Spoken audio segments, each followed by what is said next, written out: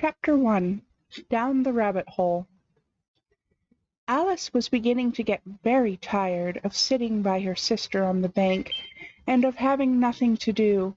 Once or twice she had peeped into the book her sister was reading, but it had no pictures or conversations in it.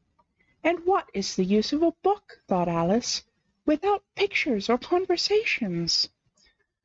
So she was considering in her own mind, as well as she could, for the hot day made her feel very sleepy and stupid, whether the pleasure of making a daisy chain would be worth the trouble of getting up and picking the daisies, when suddenly a white rabbit with pink eyes ran close by her.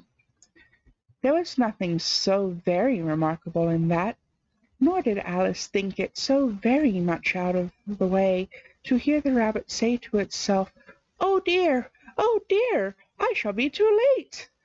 When she thought about it afterwards, it occurred to her that she ought to have wondered at this, but at the time it all seemed quite natural. But when the rabbit actually took a watch out of its waistcoat pocket and looked at it, and then hurried on, Alice started to her feet, for it flashed across her mind that she had never before seen a rabbit with either a waistcoat pocket or a watch to take out of it, and burning with curiosity, she ran across the field after it, and was just in time to see it pop down a large rabbit hole under the hedge. In another moment down went Alice after it, never once considering how in the world she was to get out again. The rabbit hole went straight on like a tunnel for some way, and then dipped suddenly down, so suddenly that Alice had not a moment to think about stopping herself before she found herself falling down what seemed to be a very deep well.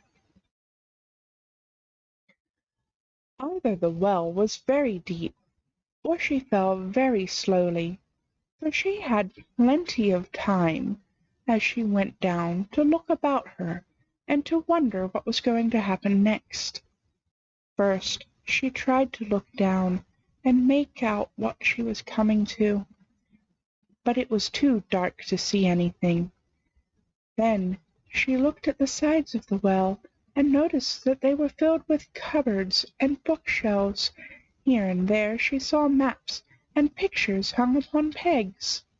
She took down a jar from one of the shelves as she passed. It was labeled orange marmalade.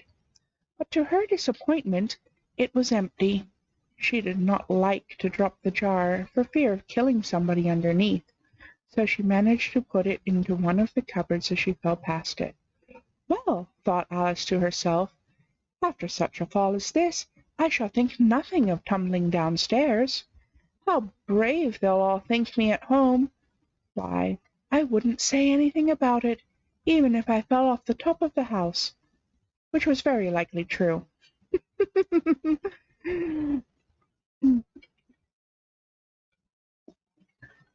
Down, down, down.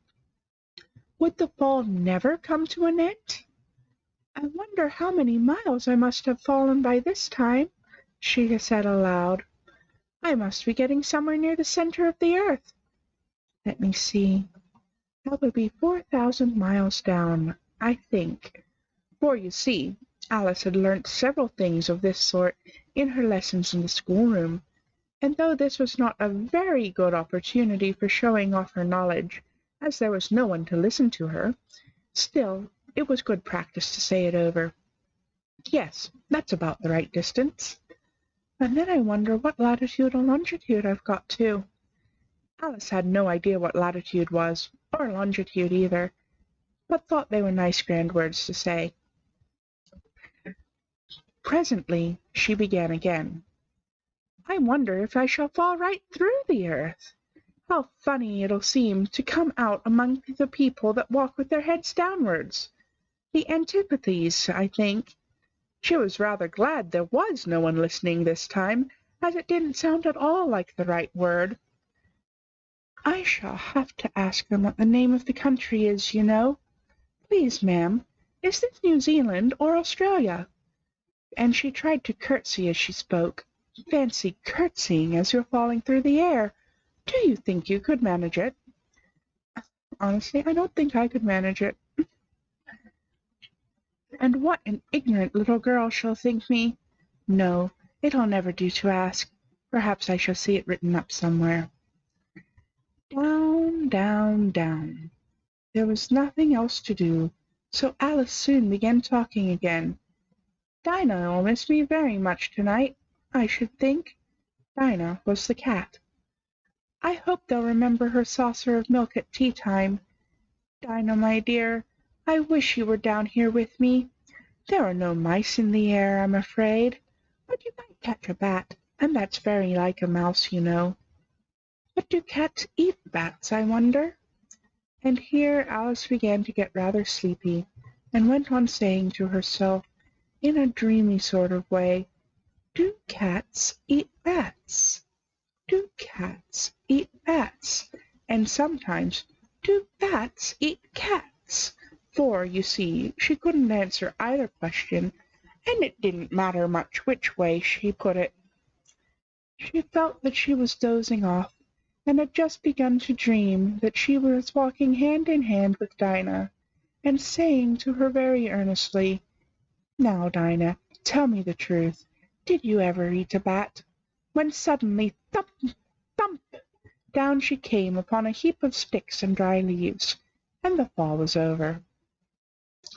Alice was not hurt a bit, and she jumped up onto her feet in a moment. She looked up, but it was all dark overhead.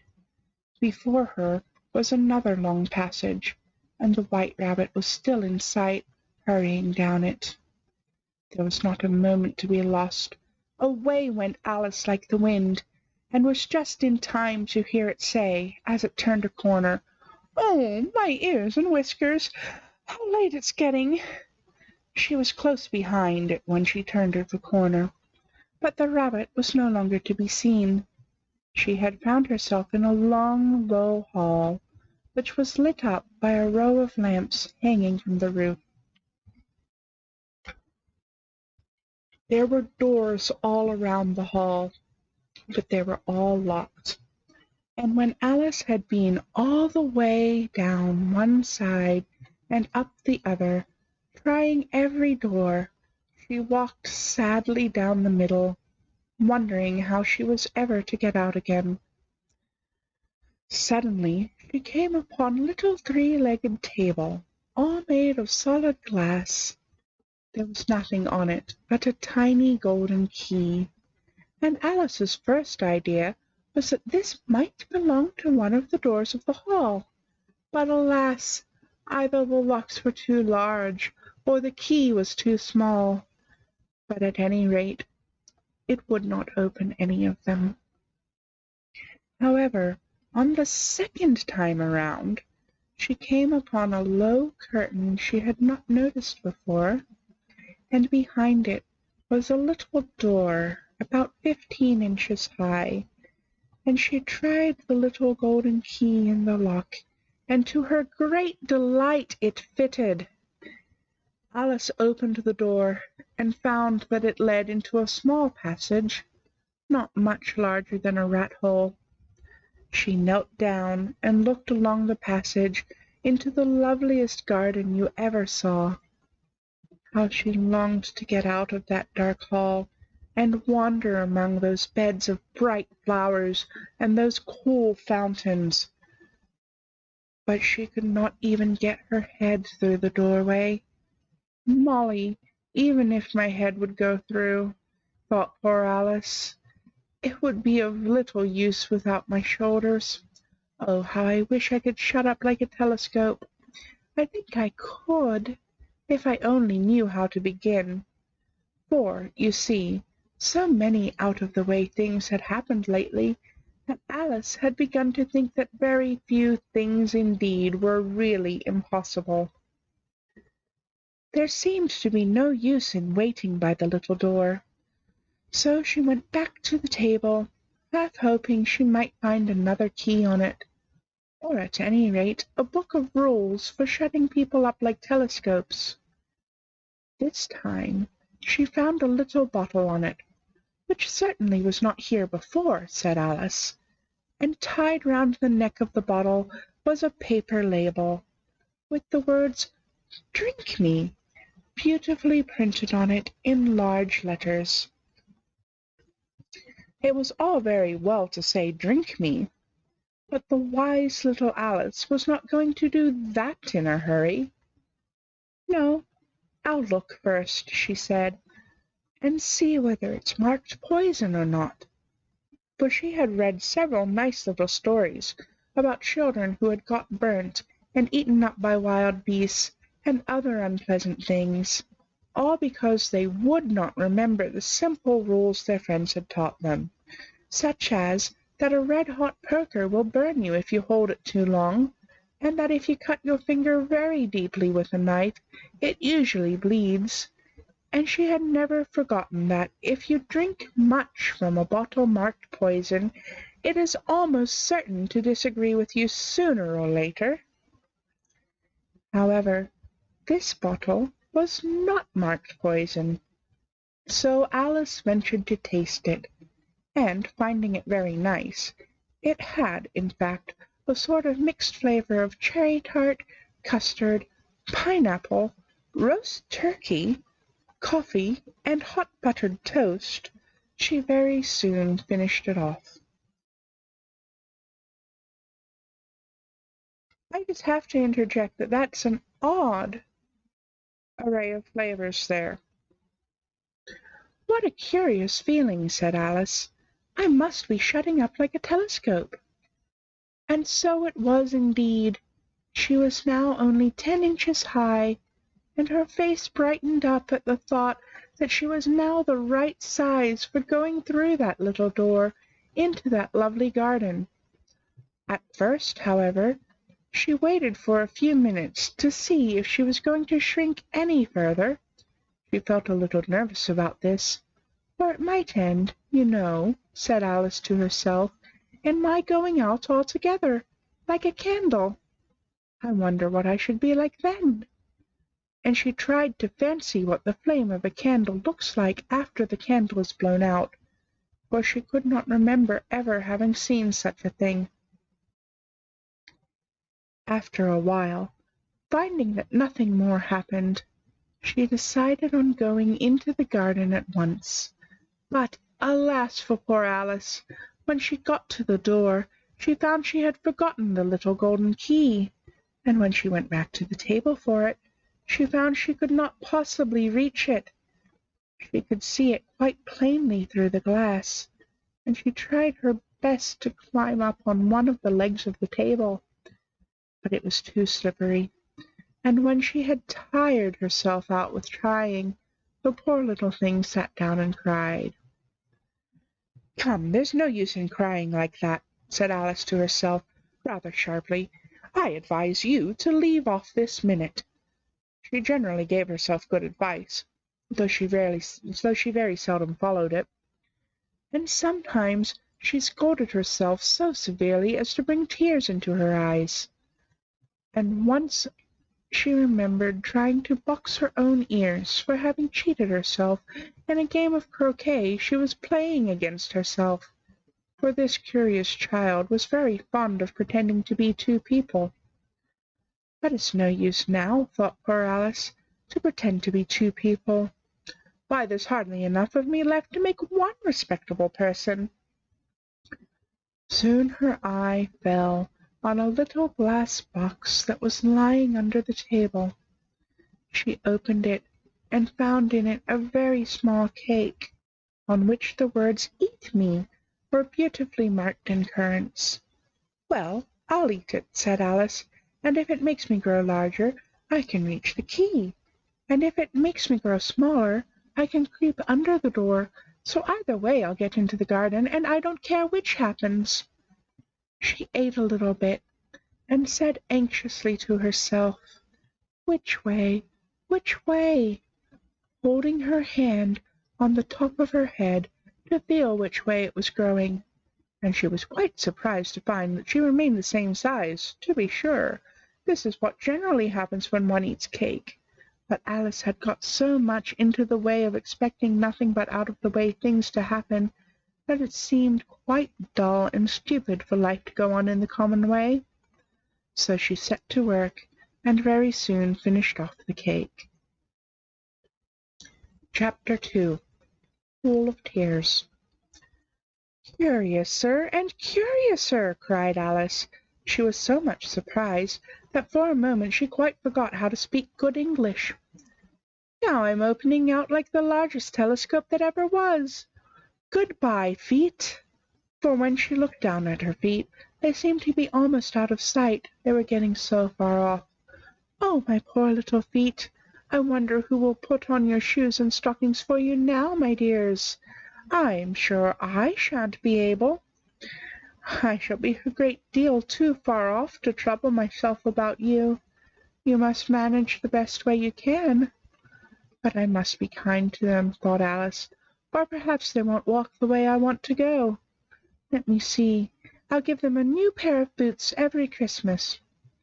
And she went on planning to herself how she would manage it. "They must go by the carrier," she thought, "and how funny it will seem, sending presents to one's own feet, and how odd the directions will look. Alice's right foot, Esquire, hearthrug near the fender, with Alice's love. Oh dear, what nonsense I'm talking!" Just then her head struck against the roof of the hall. In fact, she was now rather more than 9 feet high, and she at once took up the little golden key and hurried off to the garden door. Poor Alice! It was as much as she could do, lying down on one side, to look into the garden with one eye, but to get through was more hopeless than ever. She sat down and began to cry again. "You ought to be ashamed of yourself," said Alice. "A great girl like you," she might as well say this, "to go on crying in this way. Stop this moment, I tell you." But she went on all the same, shedding gallons of tears, until there was a large pool all round her, about 4 inches deep, and reaching half down the hall. Curiouser and curiouser, curiouser and curiouser. After a time she heard a little pattering of feet in the distance, and she hastily dried her eyes to see what was coming. It was the White Rabbit returning, splendidly dressed, with a pair of white kid gloves in one hand and a large fan in the other. He came trotting along in a great hurry, muttering to himself as he came, "Oh, the Duchess! The Duchess! Oh, won't she be savage if I've kept her waiting?" Alice felt so desperate that she was ready to ask help of any one.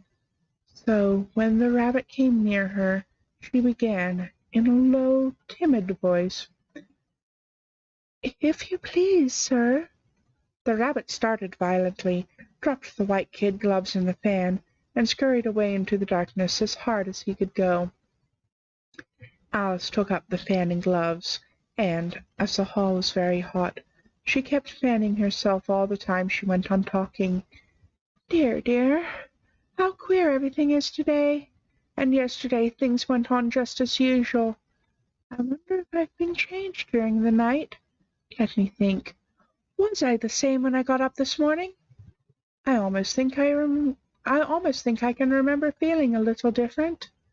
But if I'm not the same, the next question is, who in the world am I?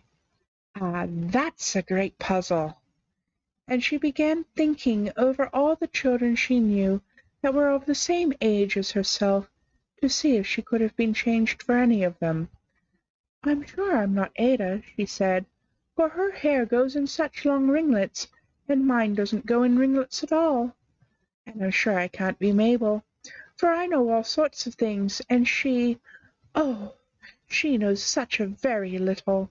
Besides, she's she, and I'm I, and oh dear, how puzzling it all is.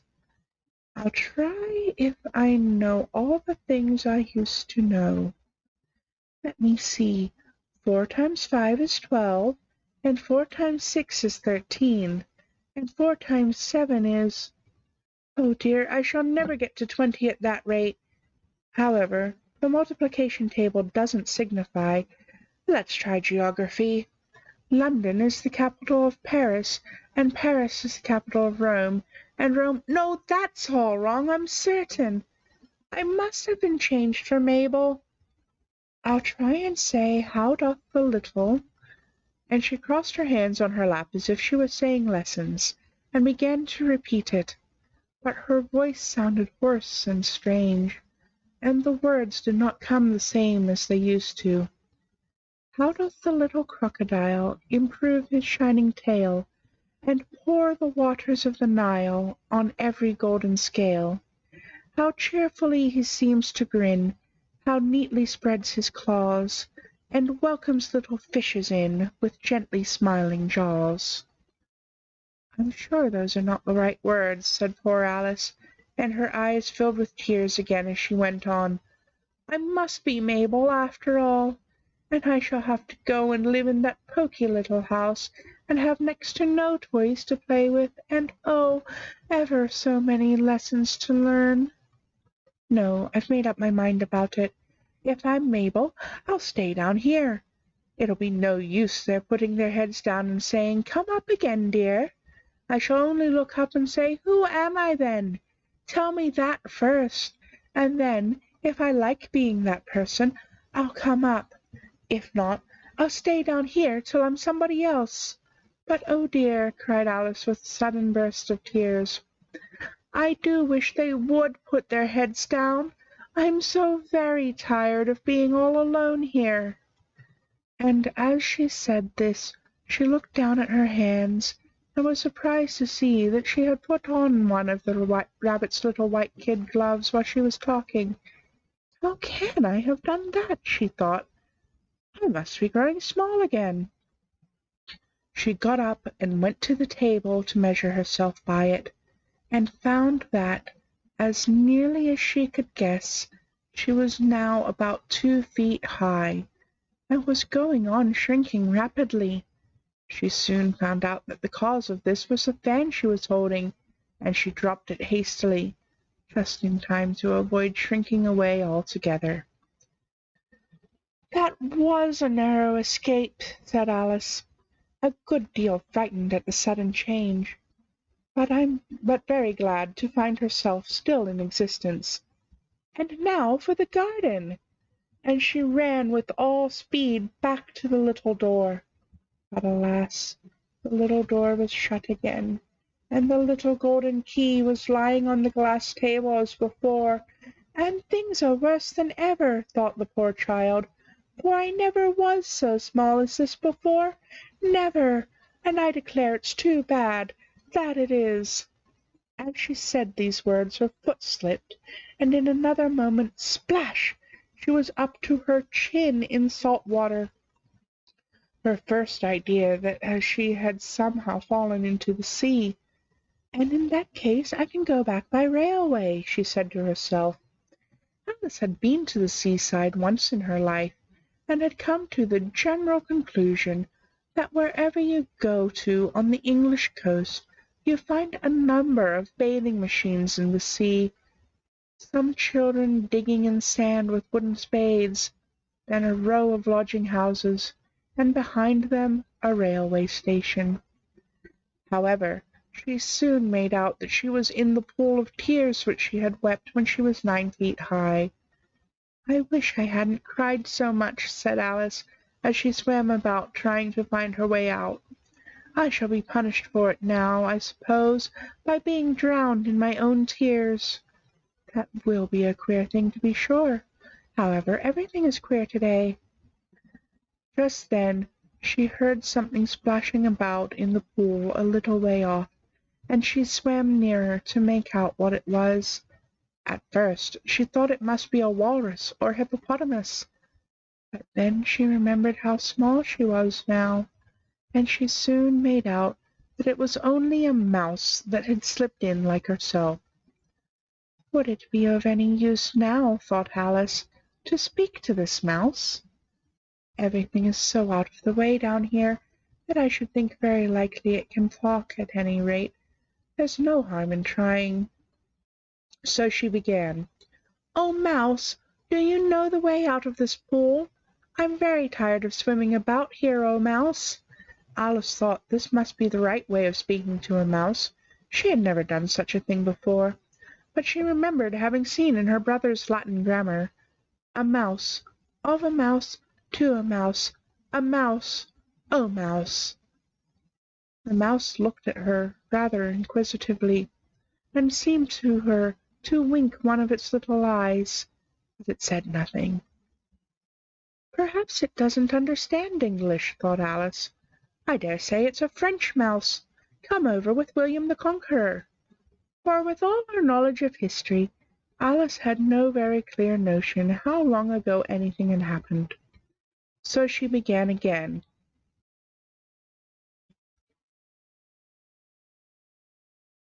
I'm not going to try to pronounce that. She said things in French, which was the first sentence in her French lesson book. The mouse gave a sudden leap out of the water, and seemed to quiver all over with fright. "Oh, I beg your pardon," cried Alice hastily. "Thank you for the pronunciation guide, Magisteria." I'm already past that part, though. "Oh, I beg your pardon," cried Alice hastily, afraid that she had hurt the poor animal's feelings. "I quite forgot you didn't like cats." "Not like cats!" cried the mouse, in a shrill, passionate voice. "Would you like cats if you were me?" "Well, perhaps not," said Alice in a soothing tone. "Don't be angry about it. And yet I wish I could show you our cat Dinah. I think you'd take a fancy to cats if you could only see her. She is such a dear, quiet thing," Alice went on, half to herself, as she swam lazily about in the pool. "And she sits purring so nicely by the fire, licking her paws and washing her face. And she is such a nice, soft thing to nurse. And she's such a capital one for catching mice." "Oh, I beg your pardon," cried Alice again, for this time the mouse was bristling all over, and she felt certain it must be really offended. "We won't talk about her any more if you'd rather not." "We, indeed!" cried the mouse, who was trembling down to the end of his tail. "As if I would talk on such a subject! Our family always hated cats. Nasty, low, vulgar things. Don't let me hear of the name again." "I won't indeed," said Alice, in a great hurry to change the subject of conversation. Are you fond of dogs?" The mouse did not answer, so Alice went on eagerly. "There's such a nice little dog near our house I should like to show you. A little bright-eyed terrier, you know, with oh, such long, curly brown hair. And it'll fetch things when you throw them, and it'll sit up and beg for its dinner, and all sorts of things. I can't remember half of them now. And it belongs to a farmer, you know, and he's so useful. It's worth £100. He says it kills all the rats, and—" "Oh, dear!" cried Alice in a sorrowful tone. "I'm afraid I've offended it again." For the mouse was swimming away from her as hard as it could go, and making quite a commotion in the pool as it went. So she called softly after it, "Mouse dear, do come back again, and we won't talk about cats or dogs either, if you don't like them." When the mouse heard this, it turned round and swam slowly back to her. Its face was quite pale, with passion, Alice thought, and it said in a low, trembling voice, "Let us get to the shore, and then I'll tell you my history, and you'll understand why it is I hate cats and dogs." It was high time to go, for the pool was getting quite crowded with the birds and animals that had fallen into it. There was a duck and a dodo, a lory and an eaglet, and several other curious creatures. Alice led the way, and the whole party swam to shore. Chapter 3. A Caucus Race and a Long Tail. They were indeed a queer-looking party that assembled on the bank. The birds with draggled feathers, the animals with their fur clinging close to them, and all dripping wet, cross and uncomfortable. The first question, of course, was how to get dry again. They had a consultation about this, and after a few minutes it seemed quite natural to Alice to find herself talking familiarly with them, as if she had known them all her life. Indeed, she had quite a long argument with the lorry, who at last turned sulkily and would only say, "I am older than you, and must know better." And this Alice would not allow without knowing how old it was, and, as the lorry positively refused to tell its age, there was no more to be said. At last the mouse, who seemed to be a person of authority among them, called out, "Sit down, all of you, and listen to me. I'll soon make you dry enough." They all sat down at once, in a large ring, with the mouse in the middle. Alice kept her eyes fixed anxiously on it, for she felt sure she would catch a bad cold if she did not get dry very soon. "Ahem!" said the mouse with an important air. "This is the driest thing I know. Silence all around, if you please. William the Conqueror, whose cause was favoured by the Pope, was soon submitted to by the English, who wanted leaders, and had been of late much accustomed to usurpation and conquest. Edwin and Morcar, the Earls of Mercia and Northumbria—" "Oh!" said the lawyer with a shiver. "I beg your pardon," said the mouse, frowning, but very politely. "Did you speak?" "Not I," said the lorry hastily. "I thought you did," said the mouse. "I proceed. Edwin and Morcar, the Earls of Mercia and Northumbria, declared for him, and even Stigand, the patriotic Archbishop of Canterbury, found it advisable—" "Found what?" said the duck. "Found it," the mouse replied rather crossly. "Of course you know what it means." "I know what it means well enough. When I find a thing," said the duck, "it's generally a frog or a worm. The question is, what did the Archbishop find?" The mouse did not notice this question, but hurriedly went on. "Found it advisable to go with Edgar Atheling to meet William and offer him the crown. William's conduct at first was moderate, but the insolence of his Normans— How are you getting on now, my dear?" it continued, turning to Alice as it spoke. "As wet as ever," said Alice in a melancholy tone. "It doesn't seem to dry me at all." "In that case," said the dodo solemnly, rising to its feet, "I move that the meeting adjourn, for the immediate adoption of more energetic remedies." "Speak English," said the eaglet. "I don't know the meaning of half those long words, and what's more, I don't believe you do either." And the eaglet bent down its head to hide a smile, while some of the other birds tittered audibly. "What I was going to say," said the dodo in an offended tone, "was that the best thing to get us dry would be a caucus race." "What is a caucus race?" said Alice, not that she much wanted to know, but the dodo had paused as if it thought that somebody ought to speak, and no one else seemed inclined to say anything. "Why," said the dodo, "the best way to explain it is to do it. And, as you might like to try the thing for yourself some winter day, I will tell you how the dodo managed it. First, it marked out a race course, in a sort of circle. The exact shape doesn't matter, it said. And then all the party were placed along the course, here and there. There was no 1, 2, 3, and away. But they began running when they liked, and left off when they liked, so that it was not easy to know when the race was over. However, when they had been running half an hour or so, and were quite dry again, the dodo suddenly called, "The race is over!" And they all crowded round it, panting, and asking, "But who has won?"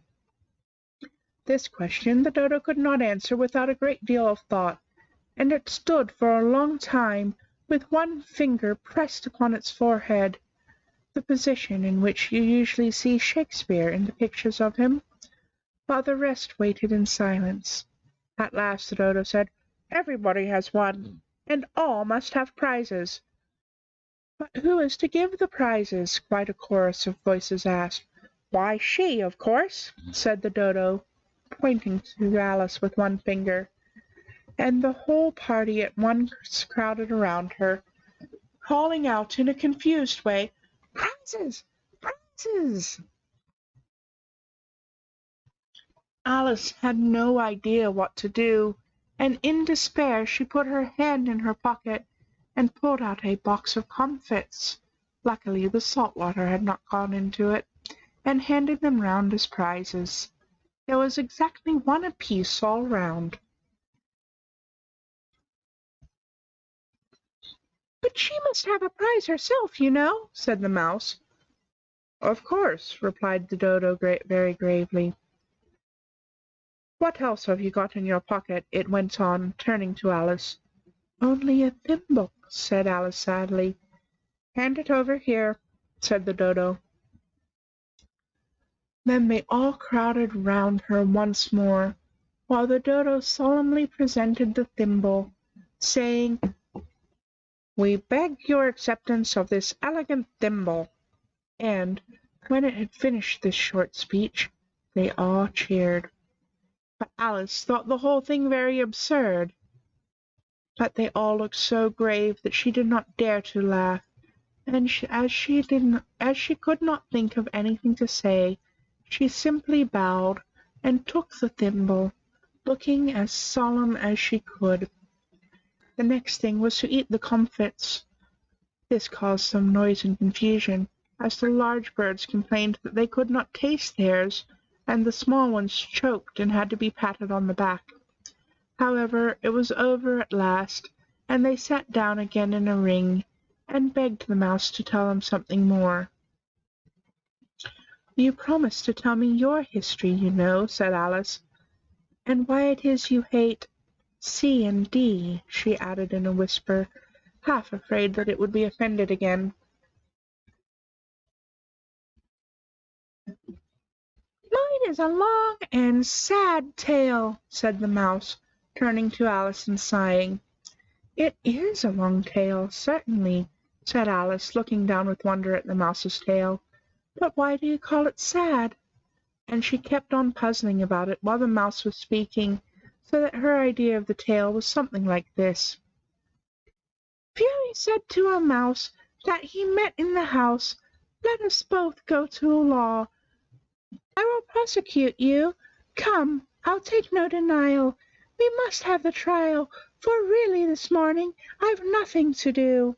Said the Mouse to the Cur, 'Such a trial, dear sir, with no jury or judge, would be wasting our breath.'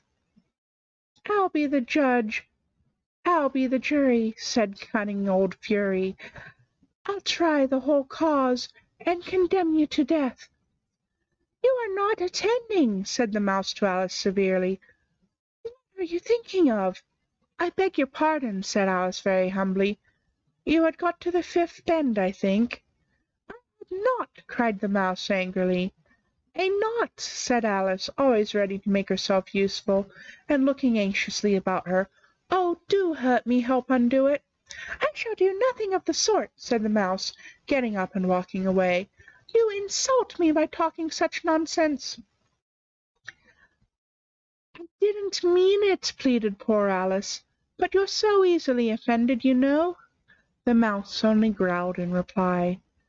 'Please come back and finish your story,' Alice called after it, and all the others joined in chorus, 'Yes, please do.' But the Mouse only shook its head impatiently and walked a little quicker. 'What a pity it wouldn't stay,' sighed the Lory, as soon as it was quite out of sight, and an old crab took the opportunity of saying to her daughter, 'Ah, my dear, let this be a lesson to you, never to lose your temper.' 'Hold your tongue, Ma,' said the young crab a little snappishly. 'You are enough to try the patience of an oyster.' I wish I had our Dinah here. I know I do, said Alice aloud, addressing nobody in particular. She'd soon fetch it back. And who is Dinah, if I might venture to ask the question, said the Lorry. Alice replied eagerly, for she was always ready to talk about her pet. Dinah's our cat, and she's such a capital one for catching mice, you can't think. And oh, I wish you could see her after the birds. Why, she'll eat a little bird as soon as look at it. This speech caused a remarkable sensation among the party. Some of the birds hurried off at once. One old magpie began wrapping itself up very carefully, remarking, I must be getting home. The night air doesn't suit my throat. And a canary called out in a trembling voice to its children, Come away, my dears. It's high time you were all in bed. On various pretexts they all moved off, and Alice was soon left alone. I wish I hadn't mentioned Dinah, she said to herself in a melancholy tone. Nobody seems to like her down here, and I'm sure she's the best cat in the world. Oh, my dear Dinah, I wonder if I shall ever see you any more. And here poor Alice began to cry again, for she felt very lonely and low-spirited. In a little while, however, she again heard a little pattering of footsteps in the distance, and she looked up eagerly, half hoping that the mouse had changed his mind and was coming back to finish his story. Chapter 4. The Rabbit Sends in a Little Bill. It was the White Rabbit, trotting slowly back again, and looking anxiously about as it went, as if it had lost something, and she heard it muttering to itself, The Duchess! The Duchess! Oh, my dear paws! Oh, my fur and whiskers! She'll get me executed, as sure as ferrets are ferrets! Where can I have dropped them, I wonder? Alice guessed in a moment that it was looking for the fan and the pair of white kid gloves, and she very good-naturedly began hunting about for them, but they were nowhere to be seen. Everything seemed to have changed since her swim in the pool, and the great hall, with the glass table and the little door, had vanished completely. Very soon the rabbit noticed Alice, and as she went hunting about, and called to her in an angry tone, Why, Marianne, what are you doing out here? Run home this moment, and fetch me a pair of gloves and a fan. Quick now. And Alice was so much frightened that she ran off at once in the direction it pointed to, without trying to explain the mistake it had made. He took me for his housemaid, she said to herself as she ran. How surprised he'll be when he finds out who I am. But I'd better take him his fans and his gloves.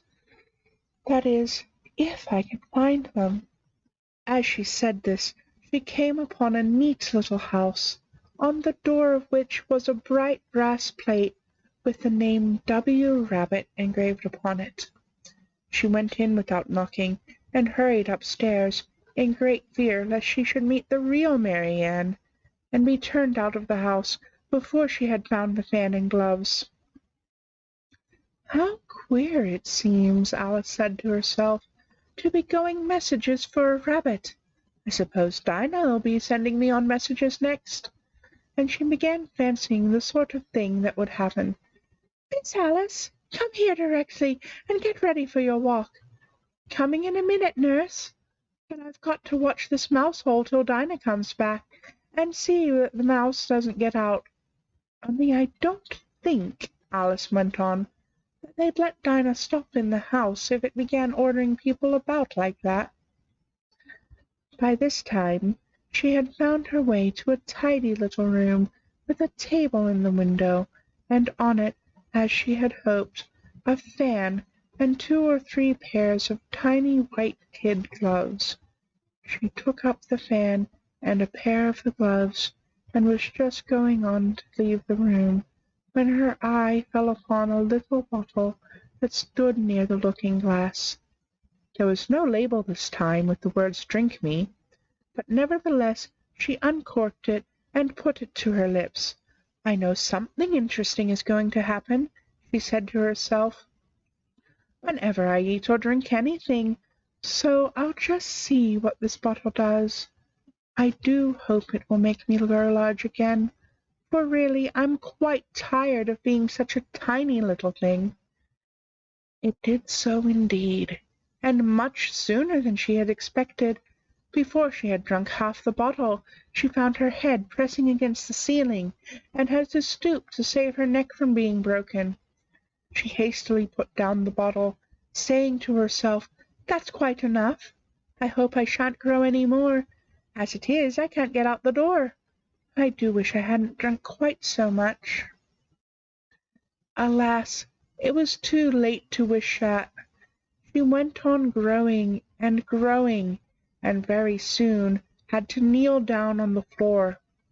In another minute there was not even room for this, and she tried the effect of laying down with one elbow against the door, and the other arm curled round her head. Still she went on growing, and as a last resource she put one arm out the window and one foot up the chimney, and said to herself, "Now I can do no more. Whatever happens, what will become of me?" Luckily for Alice, the little magic bottle had now had its full effect, and she grew no larger. Still, it was very uncomfortable, and, as there seemed to be no sort of chance of her ever getting out of the room again, no wonder she felt unhappy. It was much pleasanter at home, thought poor Alice, when one wasn't always growing larger and smaller and being ordered about by mice and rabbits. I almost wish I hadn't gone down that rabbit hole. And yet, it's rather curious, you know, this sort of life. I wonder what can have happened to me. When I used to read fairy tales, I fancied that kind of thing never happened, and now here I am in the middle of one. There ought to be a book written about me, that there ought, and when I grow up I'll write one. But I'm grown up now," she added in a sorrowful tone. "At least there's no room to grow up any more here." "But then," thought Alice, "shall I never get any older than I am now? That will be a comfort, one way, never to be an old woman, but then always to have lessons to learn. Oh, I shouldn't like that." "Oh, you foolish Alice," she answered herself. "How can you learn lessons in here? Why, there's hardly any room for you, and no room at all for any lesson books." And so she went on, taking first one side and then the other, and making quite a conversation of it altogether. But after a few minutes she heard a voice outside, and stopped to listen. "Marianne, Marianne," said the voice, "fetch me my gloves this moment." Then came a little pattering of feet on the stairs. Alice knew it was the rabbit coming to look for her, and she trembled till she shook the house, quite forgetting that she was now 1,000 times as large as the rabbit, and had no reason to be afraid of it. Presently the rabbit came up to the door, and tried to open it, but as the door opened inwards, and Alice's elbow was pressed hard against it, that attempt proved a failure. Alice heard it say to itself, "Then I'll go around and get in at the window." "That you won't," thought Alice, and, after waiting till she fancied she heard the rabbit just under the window, she suddenly spread out her hand, and made a snatch in the air. She didn't get a hold of anything, but she heard a little shriek and a fall and a crash of broken glass, from which she concluded that it was just possible it had fallen into a cucumber frame, or something of that sort. Next came an angry voice, the rabbit's. "Pat! Pat! Where are you?" And then a voice she had never heard before. "Sure then, I'm here, digging for apples yonner." "Digging for apples indeed," said the rabbit angrily. "Here, come and help me out of this." Sounds of more broken glass. "Now tell me, Pat, what's that in the window?" "Sure, it's an arm, your honour." He pronounced it arm. "An arm, you goose! Who ever saw one that size? Why, it fills the whole window." "Sure it does, your honour, but it's an arm for all that." "Well, it's got no business there, at any rate. Go and take it away." There was a long silence after this, and Alice could only hear whispers now and then, such as, "Sure, I don't like it, your honour, at all, at all." "Do as I tell you, you coward." And at last she spread out her hand again, and made another snatch in the air. This time there were 2 little shrieks, and more sounds of broken glass. What a number of cucumber frames there must be, thought Alice. I wonder what they'll do next. As for pulling me out of the window, I only wish they could. I'm sure I don't want to stay in here any longer. She waited for some time without hearing anything more. At last came a rumbling of little cartwheels, and the sound of a good many voices all talking together. She made out the words, "Where's the other ladder? Why, I hadn't to bring but one. Bill's got the other. Bill, fetch it here, lad. Here, put 'em up at this corner. No, tie 'em together first. They don't reach half high enough yet. Oh, they'll do well enough. Don't be particular. Here, Bill, catch hold of this rope. Will the roof bear? Mind that loose slate. Oh, it's coming down. Heads below." A loud crash. Now who did that? It was Bill, I fancy. Who's to go down the chimney? Nay, I shan't. You do it. That I won't, then. Bill's to go down. Here, Bill. The master says you've got to go down the chimney. "Oh, so Bill's got to come down the chimney, has he?" said Alice to herself. "Why, they seem to put everything upon Bill. I shouldn't be in Bill's place for a good deal. This fireplace is narrow, to be sure, but I think I can kick a little." She drew her foot as down the chimney as she could, and waited till she heard a little animal, she couldn't guess of what sort it was, scratching and scrambling about in the chimney close above her. Then saying to herself, "This is Bill," she gave one sharp kick, and waited to see what would happen next. The first thing she heard was a general chorus of, "There goes Bill!" Then the rabbit's voice alone, "Catch him, you by the hedge!" Then silence. Then another confusion of voices. "What up his head? Brandy now! Don't choke him! How was it, old fellow? What happened to you? Tell us all about it." At last came a little feeble, squeaking voice. "That's Bill," thought Alice. "Well, I hardly know. No more, thank you. I'm better now. But I'm a deal too flustered to tell you. All I know is something comes at me like a jack-in-the-box, and up I goes like a skyrocket." "So you did, old fellow," said the others. "We must burn the house down," said the rabbit's voice, and Alice called out as loud as she could, "If you do, I'll set Dinah at you." There was a dead silence instantly, and Alice thought to herself, "I wonder what they will do next. If they had any sense, they'd take the roof off." After a minute or two, they began moving about again, and Alice heard the rabbit say, "A barrowful will do to begin with." A barrelful of what? thought Alice.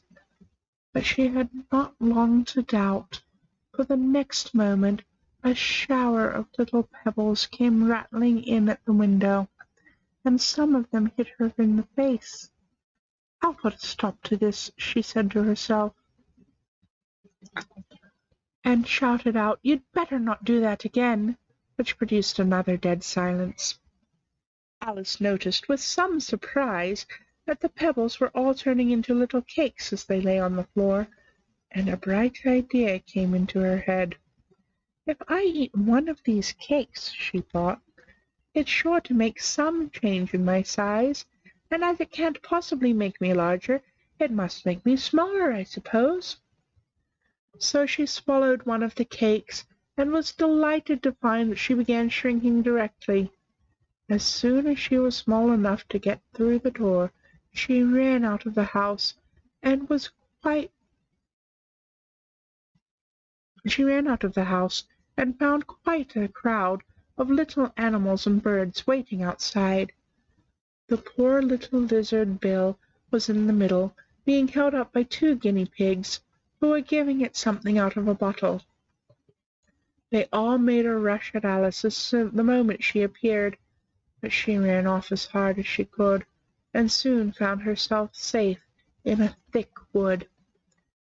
"The first thing I've got to do," said Alice to herself, as she wandered about in the woods, "is to grow to my right size again, and the second thing is to find my way into that lovely garden. I think that will be the best plan." It sounded an excellent plan, no doubt, and very neatly and simply arranged. The only difficulty was that she had not the smallest idea how to set about it, and, while she was peering about anxiously among the trees, a little sharp bark just above her head made her look up in a great hurry. An enormous puppy was looking down at her with large round eyes, and feebly stretching out one paw, trying to touch her. "Poor little thing," said Alice in a coaxing tone. Excuse me.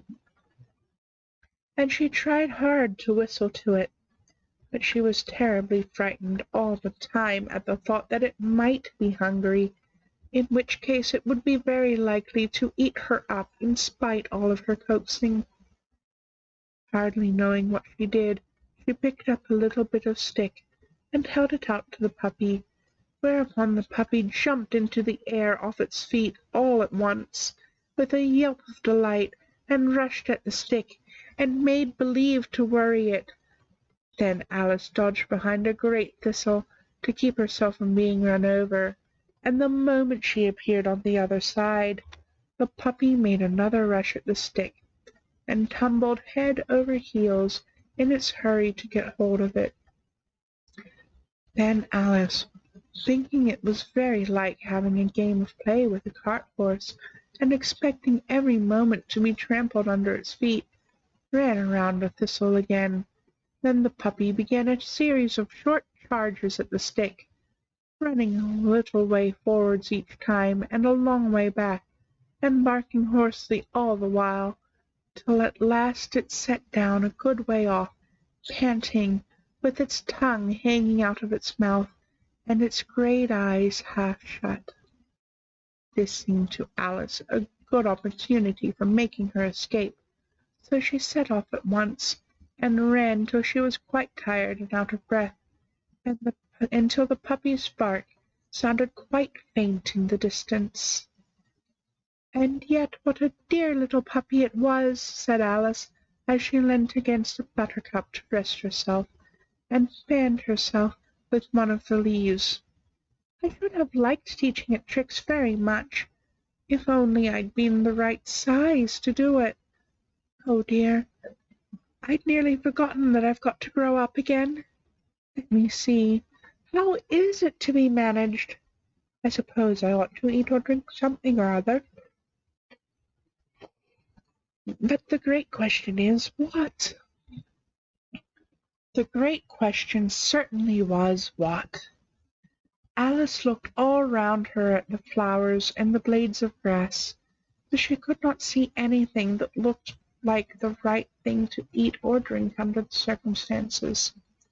There was a large mushroom growing near her, about the same height as herself, and when she had looked under it, and on both sides of it, and behind it, it occurred to her that she might as well look and see what was on top of it.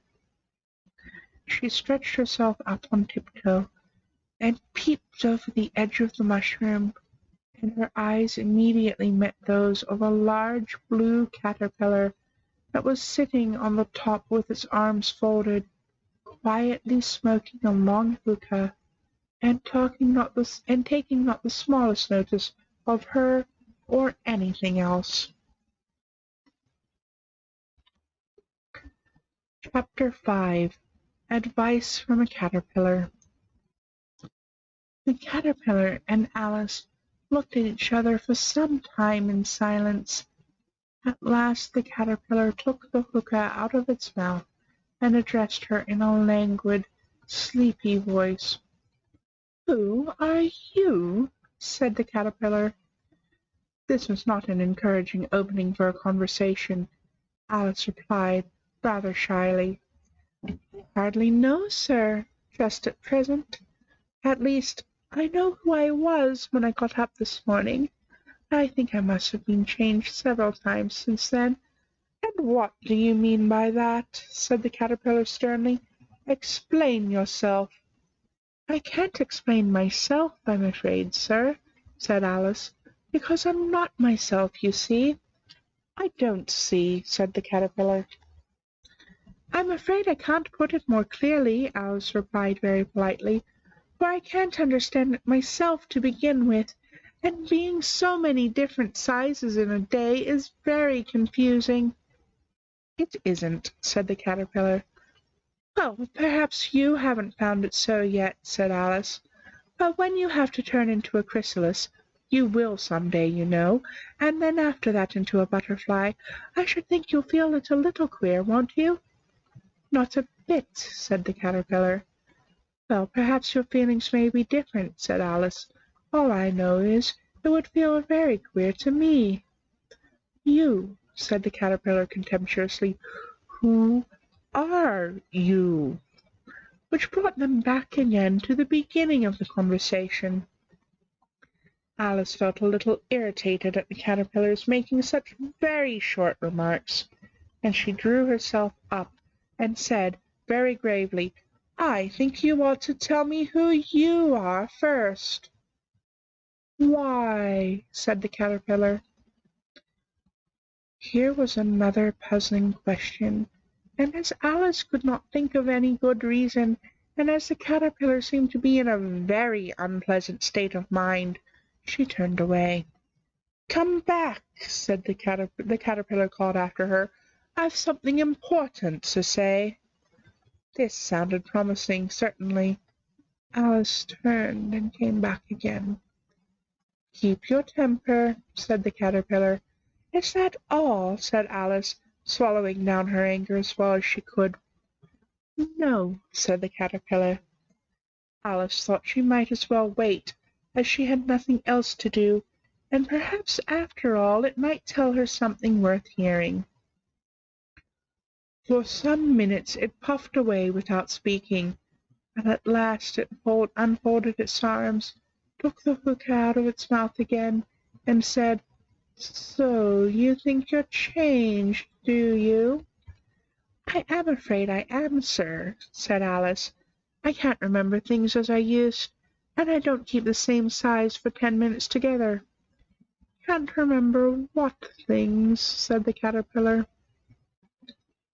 "Well, I've tried to say 'How doth the little busy bee,' but it all came out different," Alice replied in a very melancholy voice.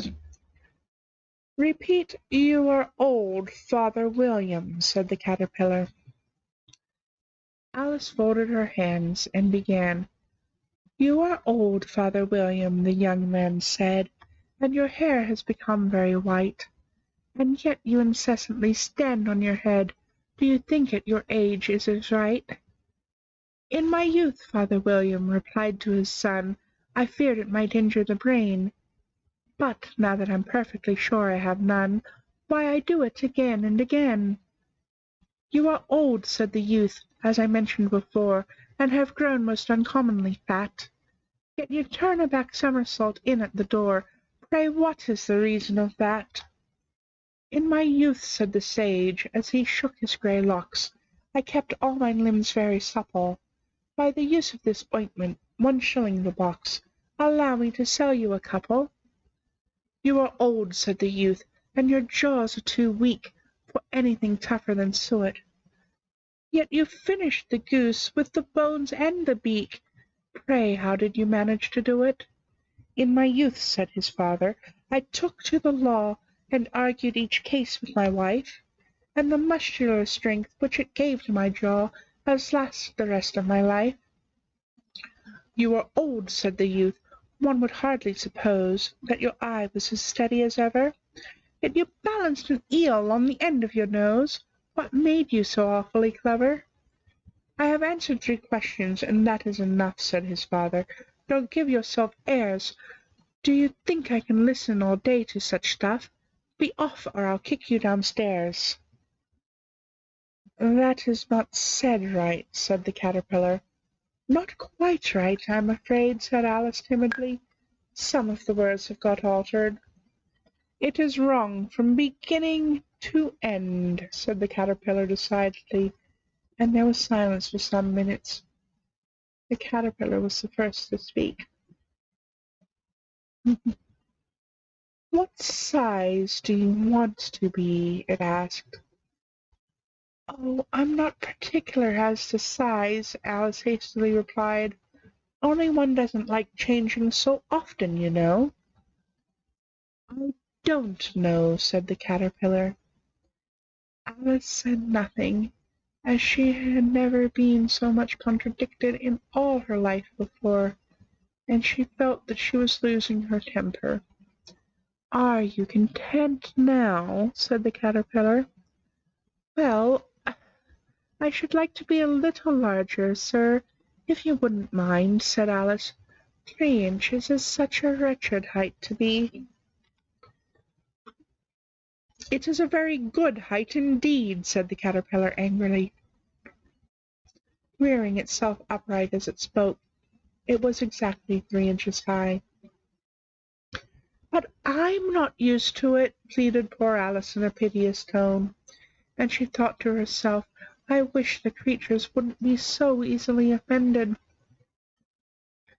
"You'll get used to it in time," said the Caterpillar, and it put its hookah into its mouth and began smoking again. This time Alice waited patiently until it chose to speak again. In a minute or two the Caterpillar took the hookah out of its mouth and yawned once or twice, and shook itself. Then it got down off the mushroom and crawled away into the grass, merely remarking as it went, "One side will make you grow taller, and the other side will make you grow shorter." "One side of what? The other side of what?" thought Alice to herself. "Of the mushroom," said the Caterpillar, just as if she had asked it aloud, and in another moment it was out of sight. Alice remained looking thoughtfully at the mushroom for a minute, trying to make out which were the 2 sides of it, and as it was perfectly round, she found this very difficult question. However, at last she stretched her arms round it as far as they would go, and broke off a bit of the edge with each hand. "And now which is which?" she said to herself, and nibbled a little of the right-hand bit to try the effect. The next moment she felt a violent blow underneath her chin. It had struck her foot. She was a good deal frightened by this very sudden change, but she felt that there was no time to be lost, as she was shrinking rapidly, so she set to work at once to eat some of the other bit. Her chin was pressed so closely against her foot that there was hardly room to open her mouth, but she did it at last, and managed to swallow a morsel of the left-hand bit. "Come, my head's free at last," said Alice in a tone of delight, which changed into alarm in another moment, when she found that her shoulders were nowhere to be found. All she could see when she looked down was an immense length of neck, which seemed to rise like a stalk out of the sea of green leaves that lay far below her. "What can all that green stuff be?" said Alice, "and where have my shoulders got to? And oh, my poor hands, how is it that I can't see you?" She was moving them about as she spoke, but no result seemed to follow, except a little shaking amongst the distant green leaves. As there seemed to be no chance of getting her hands up to her head, She tried to get her head down to them, and was delighted to find that her neck would bend about easily in any direction, like a serpent. She had just succeeded in curving it down into a graceful zigzag, and was going to dive in among the leaves, which she found to be nothing but the tops of the trees under which she had been wandering, when a sharp hiss made her draw back in a hurry. A large pigeon had flown into her face, and was beating her violently with its wings. "Serpent!" screamed the pigeon. "I'm not a serpent," said Alice indignantly. "Leave me alone." "Serpent, I say again," repeated the pigeon, but in a more subdued tone, and added with kind of a sob, "I've tried every way, and nothing seems to suit them." "I haven't the least idea what you're talking about," said Alice. "I've tried the roots of trees, and I've tried banks, and I've tried hedges," the pigeon went on, without attending to her. "But those serpents! There's no pleasing them." Alice was more and more puzzled. She thought there was no use in saying anything till the pigeon had finished. "As if it wasn't enough trouble trying to hatch the eggs," said the pigeon. "But I must be on the lookout for serpents, night and day. Why, I haven't had a wink of sleep these 3 weeks." "I'm very sorry you've been annoyed," said Alice, who was beginning to see its meaning. "And just as I'd taken the highest tree in the wood," continued the pigeon, raising its voice to a shriek, "and just as I was thinking I should be free of them at last, they must needs come wriggling down from the sky. A serpent!" "But I'm not a serpent, I tell you," said Alice. I'm a "Well, what are you?" said the pigeon. "I can see you're trying to invent something." I'm a little girl," said Alice, rather doubtfully, as she remembered the number of changes she had gone through that day. "A likely story indeed," said the pigeon, in a tone of the deepest contempt. "I've seen a good many little girls in my time, but never one with such a neck as that. No, no, you're a serpent, and there's no use denying it. I suppose you'll be telling me next that you've never tasted an egg." "I have tasted eggs, certainly," said Alice, who was a very truthful child. "But little girls eat eggs quite as much as serpents do, you know." "I don't believe it," said the pigeon. "But if they do, why then they're a kind of serpent, and that's all I can say." This was such a new idea to Alice that she was quite silent for a minute or two, which gave the pigeon the opportunity of adding, "You're looking for eggs. I know that well enough, and what does it matter to me whether you're a little girl or a serpent?" "It matters a good deal to me," said Alice hastily, "but I'm not looking for eggs, as it happened, and if I was, I shouldn't want yours. I don't like them raw." "Pull me off, then," said the pigeon in a sulky tone, as it settled down again into its nest. Alice crouched down among the trees as well as she could, for her neck kept getting entangled among the branches, and every now and then she had to stop and untwist it. After a while she remembered that she still held the pieces of mushroom in her hands, and she set to work very carefully, nibbling first at one and then the other, and growing sometimes taller and sometimes shorter, until she had succeeded in bringing herself down to her usual height. It was so long since she had been anything near the right size that it felt quite strange at first, but she got used to it in a few minutes, and began talking to herself as usual. "Come, there's half my plan done now. How puzzling all these changes are! I'm never sure what I'm going to be from one minute to the other. However, I've got back to my right size. The next thing is to get into that beautiful garden. How is that to be done, I wonder?" As she said this, she came suddenly upon an open place with a little house in it about 4 feet high. "Whoever lives there," thought Alice, "it'll never do to come upon them this size. Why, I should frighten them out of their wits." So she began nibbling at the right-hand bit again, and did not venture to go near the house till she had brought herself down to 9 inches high. Chapter 6. Pig and Pepper. For a minute or two she stood looking at the house and wondering what to do next, when suddenly a footman in livery came running out of the wood. She considered him to be a footman because he was in livery. Otherwise, judging by his face only, she would have called him a fish, and rapped loudly at the door with his knuckles. It was opened by another footman in livery, with a round face and large eyes like a frog. Both footmen, Alice noticed, had powdered hair that curled all over their heads. She felt very curious to know what it was all about, and crept a little way out of the wood to listen. The fish footman began by producing from under his arm a great letter, nearly as large as himself, and this he handed over to the other, saying in a solemn tone, "For the Duchess, an invitation from the Queen to play croquet."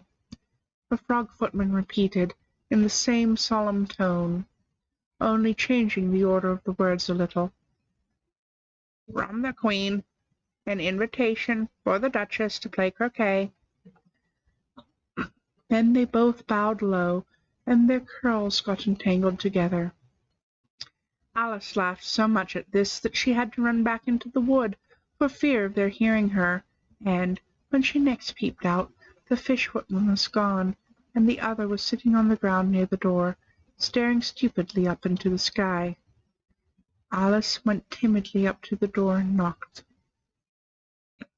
"There's no use in knocking," said the footman, "and that for 2 reasons. First, because I'm on the same side of the door as you are. Secondly, because they're making such a noise inside, no one could possibly hear you." And certainly there was the most extraordinary noise going on within, a constant howling and sneezing, and every now and then a great crash, as if a dish or kettle had been broken to pieces. "Please, then," said Alice, "how am I to get in?" "There might be some sense in your knocking," the footman went on without attending to her, "if we had the door between us. For instance, if you were inside, you might knock, and I could let you out, you know." He was looking up into the sky all the time he was speaking, and this Alice thought decidedly uncivil. "But perhaps he can't help it," she said to herself. "His eyes are so very nearly at the top of his head. But at any rate he might answer questions. How am I to get in?" she repeated aloud. "I shall sit here," the footman remarked, "till tomorrow." At this moment the door of the house opened, and a large plate came skimming out, straight at the footman's head. It just grazed his nose, and broke to pieces against one of the trees behind him. "Or the next day, maybe," the footman continued in the same tone, exactly as if nothing had happened. "How am I to get in?" asked Alice again, with a louder tone. "Are you to get in at all?" said the footman. "That's the first question, you know." It was no doubt, only Alice did not like to be told so. "It's really dreadful," she muttered to herself, "the way all the creatures argue. It's enough to drive one crazy." The footman seemed to consider this a good opportunity for repeating his remark, with variations. "I shall sit here," he said, "on and off, for days and days." "But what am I to do?" said Alice. "Anything you'd like," said the footman, and began whistling. "Oh, there's no use in talking to him," said Alice desperately. "He's perfectly idiotic."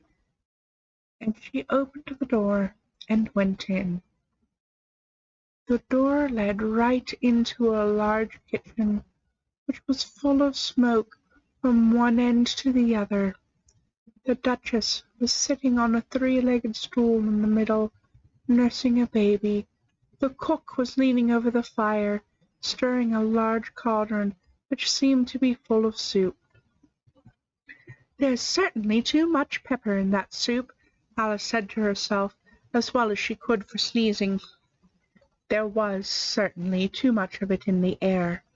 Even the Duchess sneezed occasionally, and the baby was sneezing and howling alternately without a moment's pause.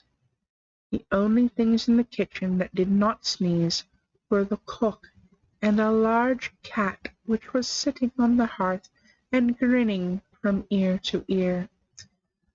"Please, would you tell me," said Alice a little timidly, for she was not quite sure whether it was good manners for her to speak first, "why your cat grins like that?" "It's a Cheshire cat," said the Duchess, "and that's why. Pig!" She said the last word with such sudden violence that Alice quite jumped, but she saw in another moment that it was addressed to the baby and not to her, so she took courage and went on again. "I didn't know that Cheshire cats always grinned. In fact, I didn't know that cats could grin." "They all can," said the Duchess, "and most of them do."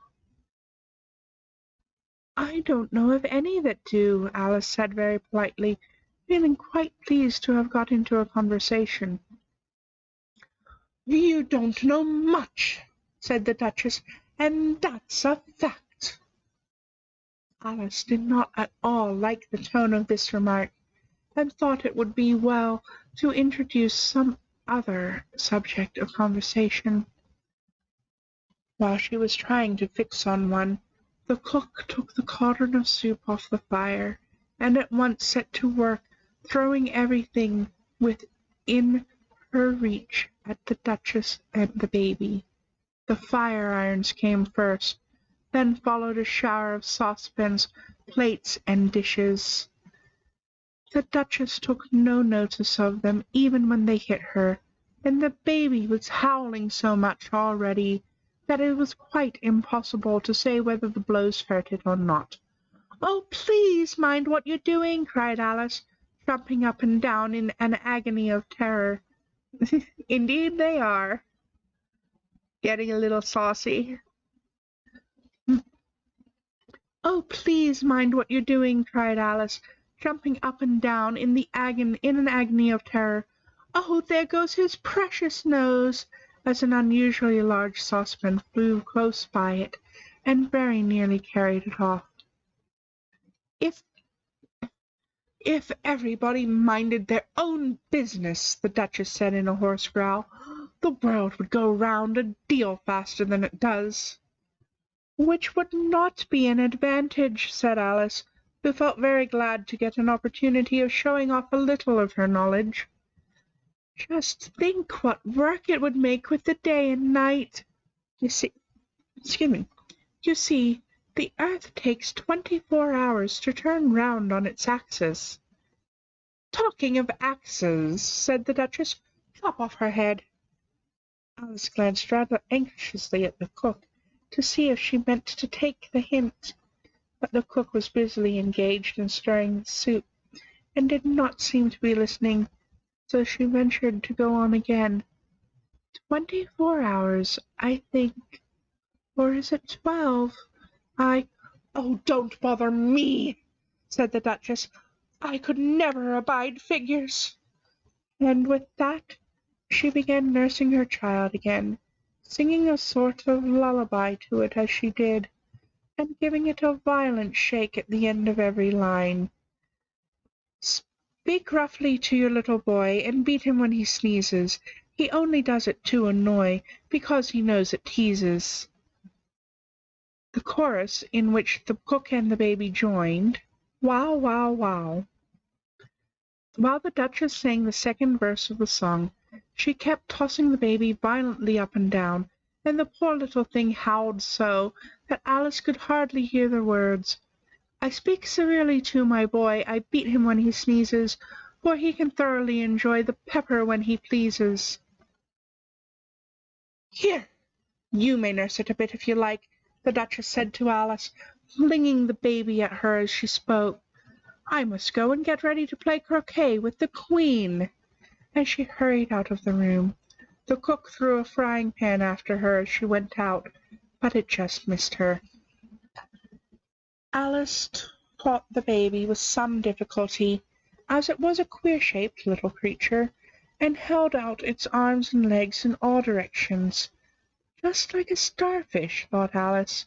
The poor little thing was snorting like a steam engine when she caught it, and kept doubling itself up and straightening itself out again, so that altogether, for the first minute or two, it was as much as she could do to hold it. As soon as she had made out the proper way of nursing it, which was to twist it up into a knot, and then keep tight hold of its right ear and left foot, so as to prevent it undoing itself, she carried it out into the open air. "If I don't take this child away with me," thought Alice, "they're sure to kill it in a day or two. Wouldn't it be murder to leave it behind?" She said the last words out loud, and the little thing grunted in reply. It had left off sneezing by this time. "Don't grunt," said Alice. "That's not at all a proper way of expressing yourself." The baby grunted again, and Alice looked very anxiously into its face to see what was the matter with it. There could be no doubt that it had a very turn-up nose, much more like a snout than a real nose. Also, its eyes were getting extremely small for a baby. Altogether, Alice did not like the look of the thing at all. But perhaps it was only sobbing, she thought, and looked into its eyes again to see if there were any tears. No, there were no tears. "If you're going to turn into a pig, my dear," said Alice seriously, "I'll have nothing more to do with you. Mind now." The poor little thing sobbed again, or grunted. It was impossible to say which, and they went on for some while in silence. Alice was just beginning to think to herself, "Now what am I to do with this creature when I get it home?" when it grunted again so violently that she looked down into its face with some alarm. This time there could be no mistake about it. It was neither more nor less than a pig, and she felt that it would be quite absurd for her to carry it any further. So she set the little creature down, and felt quite relieved to see it trot quietly away into the wood. If it had grown up, she said to herself, it would have made a dreadfully ugly child. But it makes a rather handsome pig, I think. And she began thinking over other children she knew who might do very well as pigs, and was just saying to herself, if one only knew the right way to change them, when she was startled by seeing the Cheshire Cat sitting on the bough of a tree a few yards off. The cat only grinned when it saw Alice.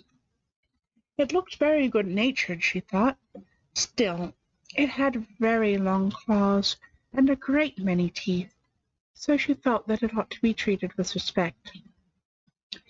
"Cheshire Puss," she began rather timidly, as she did not at all know whether it would like the name. However, it only grinned a little wider. "Come, it's pleased so far," thought Alice, and she went on. "Would you tell me, please, which way I ought to go from here?" "That depends a good deal on where you want to get to," said the cat. "I don't much care where," said Alice. "Then it doesn't matter which way you go," said the cat. "So long as I get somewhere," Alice added as an explanation. "Oh, you're sure to do that," said the cat, "if you only walk long enough." Alice felt that this could not be denied, so she tried another question. "What sort of people live about here?" "In that direction," the cat said, waving its right paw around, "lives a hatter, and in that direction," waving the other paw, "lives a March hare. Visit either you like. They're both mad." "But I don't want to go among mad people," Alice remarked. "Oh, you can't help that," said the cat. "We're all mad here. I'm mad. You're mad." "How do you know I'm mad?" said Alice. "You must be," said the cat, "or you wouldn't have come here." Alice didn't think that proved it at all. However, she went on. "And how do you know that you're mad?" "To begin with," said the cat, "a dog's not mad. You grant that?" "Well, I suppose so," said Alice. "Well, then," the cat went on, "you see, a dog growls when it's angry, and wags its tail when it's pleased. Now I growl when I'm pleased, and wag my tail when I'm angry. Therefore I'm mad." "I call it purring, not growling," said Alice. "Call it what you like," said the cat. "Do you play croquet with the Queen to-day?" "I should like it very much," said Alice, "but I haven't been invited yet." "You'll see me there," said the cat, and vanished. Alice was not much surprised at this. She was getting so used to queer things happening. While she was looking at the place where it had been, it suddenly appeared again. "By the by, what became of the babies?" said the cat. "I'd nearly forgotten to ask." "It turned into a pig," Alice quietly said, just as if it had come back in a natural way. "I thought it would," said the cat, and vanished again. Alice waited a little, half expecting to see it again, but it did not appear, and after a minute or two she walked on in the direction in which the March Hare was said to live. "I've seen hatters before," she said to herself. "The March Hare will be much the most interesting, and perhaps, as this is May, it won't be raving mad. At least, not so mad as it was in March." As she said this, she looked up, and there was the cat again, sitting on the branch of a tree. "Did you say pig or fig?" said the cat. "I said pig," replied Alice, "and I wish you wouldn't keep reappearing and vanishing so suddenly. You make one quite giddy." "All right," said the cat, and this time it vanished quite slowly, beginning with the end of the tail, and ending with the grin, which remained some time after the rest of it had gone. "Well, I've often seen a cat without a grin," thought Alice, "but a grin without a cat. It's the most curious thing I ever saw in all my life." She had not gone much farther before she came in sight of the house of the March Hare. She thought it must be the right house, because the chimneys were shaped like ears, and the roof was thatched with fur.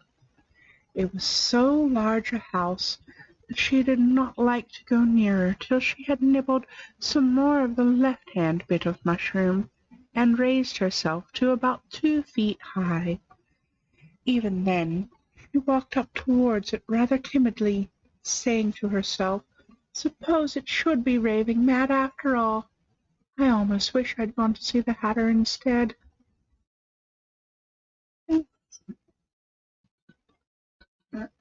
Chapter 7. A Mad Tea Party. There was a table set out under a tree in front of the house, and the March Hare and the Hatter were having tea at it. A dormouse was sitting between them, fast asleep, and the other two were using it as a cushion, resting their elbows on it, and talking over its head. "Very uncomfortable for the dormouse," thought Alice. "Only as it's asleep, suppose it doesn't mind." The table was a large one, but the three were all crowded together at one corner of it. "No room!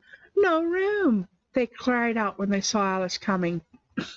"There's plenty of room," said Alice indignantly, as she sat down in a large armchair at one end of the table. "Have some wine," so the March Hare said in an encouraging tone. Alice looked all round the table, but there was nothing on it but tea. "I don't see any wine," she remarked. "There isn't any," said the March Hare.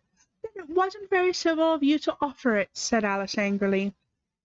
"It wasn't very civil of you to sit down without being invited," said the March Hare. "I didn't know it was your table," said Alice, It's laid for a great many more than 3. Your hair wants cutting, said the Hatter. He had been looking at Alice for some time with great curiosity, and this was his first speech. You should learn not to make personal remarks, said Alice with some severity. It's very rude. The Hatter opened his eyes very wide on hearing this, but all he said was, Why is a raven like a writing desk? Come, we shall have some fun now, thought Alice. I'm glad they've begun asking riddles. I can guess that, she added aloud. Do you mean that you think you can find out the answer to it? Said the March Hare. Exactly so, said Alice. Then you should say what you mean, the March Hare went on. I do, Alice hastily replied. At least I mean what I say. That's the same thing, you know. Not the same thing a bit, said the Hatter.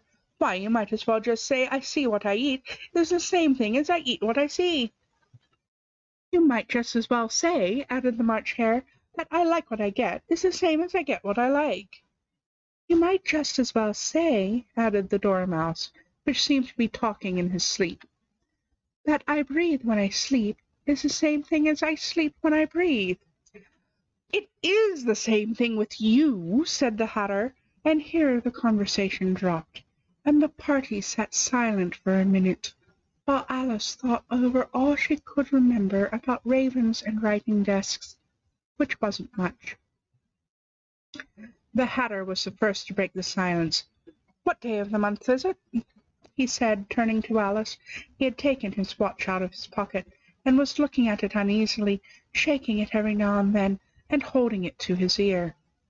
Alice considered a little, and then said, The 4th. 2 days wrong, sighed the Hatter. I told you butter would not suit the works, he added, looking angrily at the March Hare. It was the best butter, the March Hare meekly replied. Yes, but some crumbs must have got in as well, the Hatter grumbled. You shouldn't have put it in with a bread knife. The March Hare took the watch and looked at it gloomily. Then he dipped it into his cup of tea and looked at it again, but he could think of nothing better to say than his first remark. It was the best butter, you know. Alice had been looking over his shoulder with some curiosity. What a funny watch, she remarked. It tells the day of the month, and doesn't tell what o'clock it is. Why should it? Muttered the Hatter. Does your watch tell you what year it is? Of course not, Alice replied very readily, but that's because it stays the same year for such a long time together. Which is just the case with mine, said the Hatter. Alice felt dreadfully puzzled. The Hatter's remark seemed to have no meaning in it, and yet it was certainly English. I don't quite understand, she said as politely as she could. The Dormouse is asleep again, said the Hatter, and he poured a little hot tea upon its nose. The Dormouse shook its head impatiently, and said, without opening its eyes, Of course, I was just what I was going to remark myself. Have you guessed the riddle yet? The Hatter said, turning to Alice again. No, I give it up, Alice replied. What's the answer? I haven't the slightest idea, said the Hatter. Nor I, said the March Hare. Alice sighed wearily. I think you might do something better with the time, she said, than wasting it asking riddles with no answers. If you knew time as well as I do, said the Hatter, you wouldn't talk about wasting it. It's him. I don't know what you mean, said Alice. Of course you don't, the Hatter said, tossing his head contemptuously. I dare say you never spoke to time. Perhaps not, Alice cautiously replied. But I know I have to beat time when I learn music. That accounts for it, said the Hatter. He won't stand beating. Now, if you only kept on good terms with him, he'd do almost anything you liked with the clock. For instance, suppose it were 9 o'clock in the morning, just time to begin lessons. You'd only have to whisper a hint to time, and round goes the clock in a twinkling. 1:30, time for dinner. "I only wish it was," the March Hare said to itself in a whisper. "That would be grand, certainly," said Alice,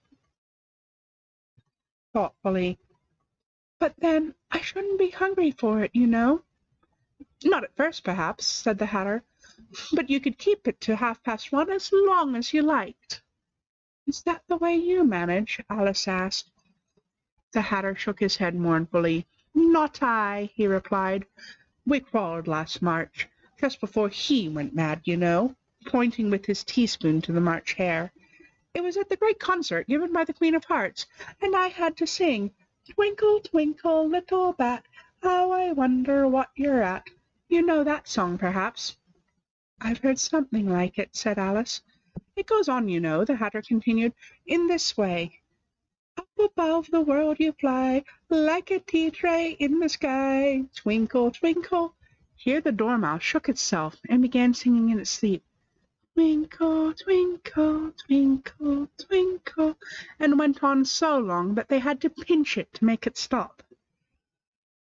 "Well, well, I'd hardly finished the first verse," said the Hatter, "when the Queen jumped up and bawled out, 'He's murdering the time! Off with his head!'" "How dreadfully savage!" exclaimed Alice. "And ever since that," the Hatter went on in a mournful tone, "he won't do a thing I ask. It's always 6 o'clock now." A bright idea came into Alice's head. "Is that the reason so many tea things are put out here?" she asked. "Yes, that's it," said the Hatter with a sigh. "It's always tea time, and we've no time to wash the things between whiles." "And you keep moving round, I suppose," said Alice. "Exactly so," said the Hatter, "as things get used up." "But what happens when you come to the beginning again?" Alice ventured to ask. "Suppose we change the subject," March Hare interrupted, yawning. "I'm getting tired of this. I vote the young lady tell us a story." "I'm afraid I don't know one," said Alice, rather alarmed at the proposal. "Then the Dormouse shall!" they both cried. "Wake up, Dormouse!" and they pinched it on both sides at once. The Dormouse slowly opened his eyes. "I wasn't asleep," he said in a hoarse, feeble voice.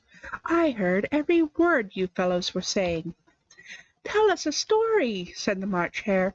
"Oh, yes, please do," pleaded Alice. "And be quick about it," said the Hatter, "or you'll be asleep again before it's done." "Once upon a time there were 3 little sisters," the Dormouse began in a great hurry, "and the names were Elsie, Lacie, and Tilly, and they lived at the bottom of a well." "What did they live on?" said Alice, who always took a great interest in questions of eating and drinking.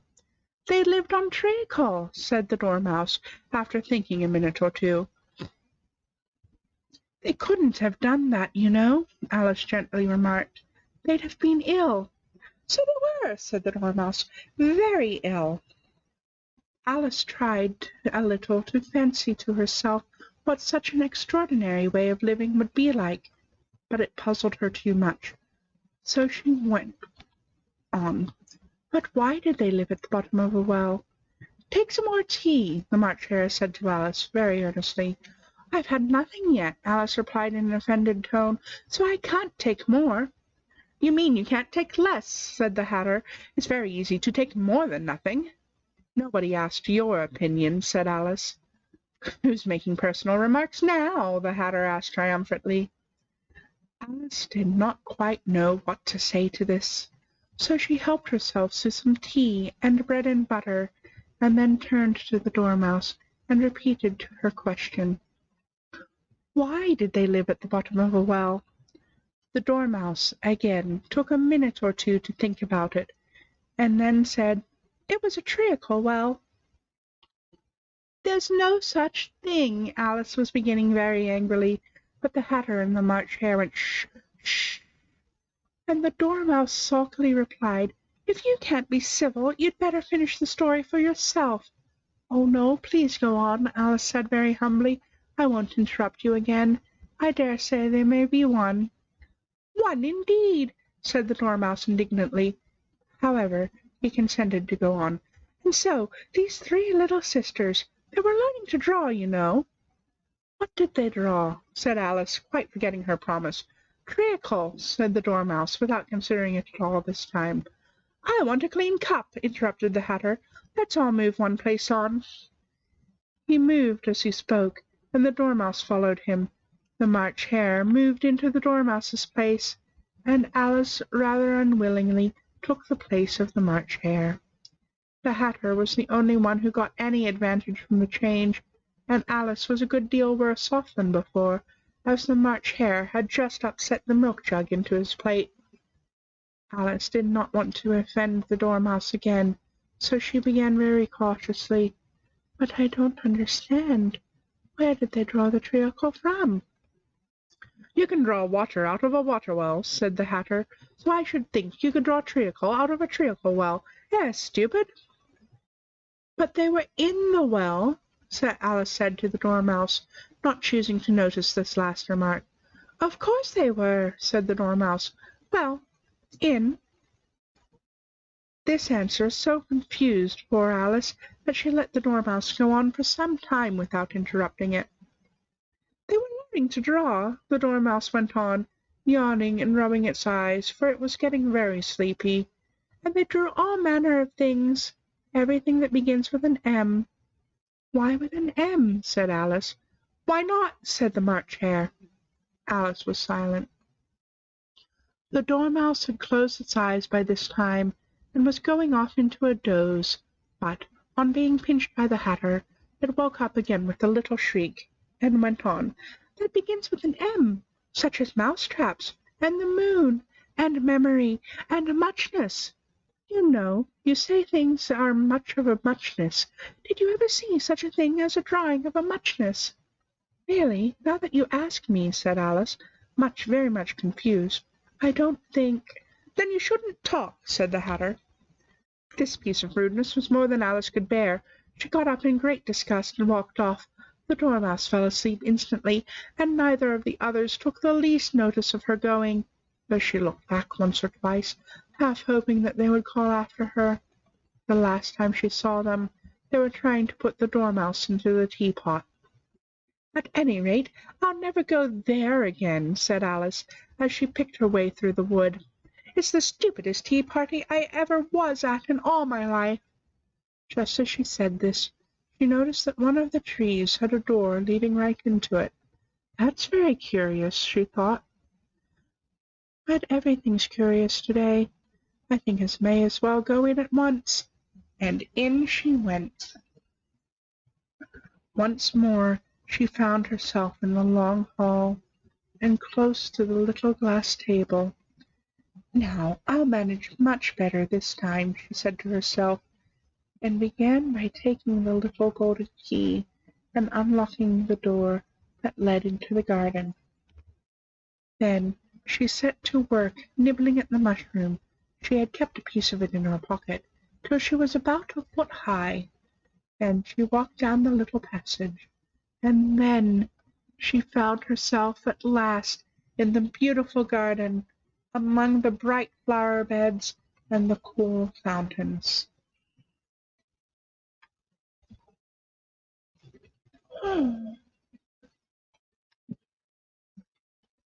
Chapter 8. The Queen's Croquet Ground. A large rose tree stood near the entrance of the garden. The roses growing on it were white, but there were 3 gardeners at it, busily painting them red. Alice thought this a very curious thing, and she went nearer to watch them, and just as she came up to them, she heard one of them say, "Look out now, Five! Don't go splashing paint over me like that." "I couldn't help it," said Five in a sulky tone. "Seven jogged my elbow." On which Seven looked up and said, "That's right, Five. Always lay the blame on others." "You'd better not talk," said Five. "I heard the Queen say only yesterday you deserved to be beheaded." "What for?" said the one who had first spoken. "That's none of your business, too," said Seven. Yes, it is his business," said Five, "and I'll tell him. It was for bringing up the cooked tulip roots instead of onions." Seven flung down his brush, and had just begun Well, of all the unjust things! When his eye chanced to fall upon Alice as she stood watching them, and he checked himself suddenly. The others looked round also, and all of them bowed low. "Would you tell me," said Alice, a little timidly, "why are you painting those roses?" 5 and 7 said nothing, but looked at 2. 2 began in a low voice. "Why, the fact is, you see, miss, this here ought to have been a red rose tree, and we put a white one in by mistake, and if the Queen was to find out, we should have all our heads cut off, you know. So you see, miss, we're doing our best, before she comes to." At this moment 5, who had been anxiously looking across the garden, called out, "The Queen! The Queen!" and the 3 gardeners instantly threw themselves flat upon their faces.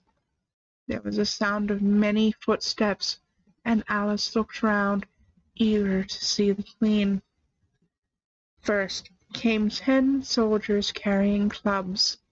These were all shaped like the 3 gardeners, oblong and flat, with their hands and feet at the corners. Next the 10 courtiers. These were ornamented all over with diamonds, and walked 2 and 2 as the soldiers did. After these came the royal children. There were 10 of them, and the little dears came jumping merrily along, hand in hand, in couples.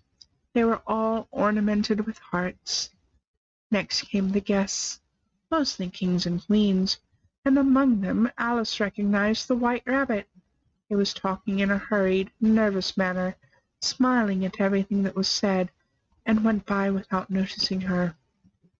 Then followed the Knave of Hearts, carrying the king's crown on a crimson velvet cushion. And last of all this grand procession came the King and Queen of Hearts. Alice was rather doubtful whether she ought not to lie down on her face like the 3 gardeners, but she could not remember ever having heard of such a rule of processions. And besides, what would be the use of a procession, thought she, if people had to lie down upon their faces so that they couldn't see it? And so she stood still where she was and waited. When the procession came opposite to Alice, they all stopped and looked at her, and the Queen said severely, "Who is this?" She said it to the Knave of Hearts, who only bowed and smiled in reply. "Idiot!" said the Queen, tossing her head impatiently, and turning to Alice she went on, "What's your name, child?" "My name's Alice, so please your Majesty," said Alice very politely. But she added to herself, "Why, they're only a pack of cards after all. I needn't be afraid of them." "And who are these?" said the Queen, pointing to the 3 gardeners who were lying round the rose tree, for you see, as they were lying on their faces, and the pattern on their backs was the same as the rest of the pack, she could not tell whether they were gardeners, or soldiers, or courtiers, or 3 of her own children. "How should I know?" said Alice, surprised at her own courage. "It's no business of mine." The Queen turned crimson with fury, and after glaring at her for a moment like a wild beast, screamed, "Off with her head! Off!" "Nonsense!" said Alice very loudly and decidedly, and the Queen was silent. The King laid his hand upon her arm, and timidly said, "Consider, my dear, she is only a child." The Queen turned angrily away from him, and said to the Knave, "Turn him over."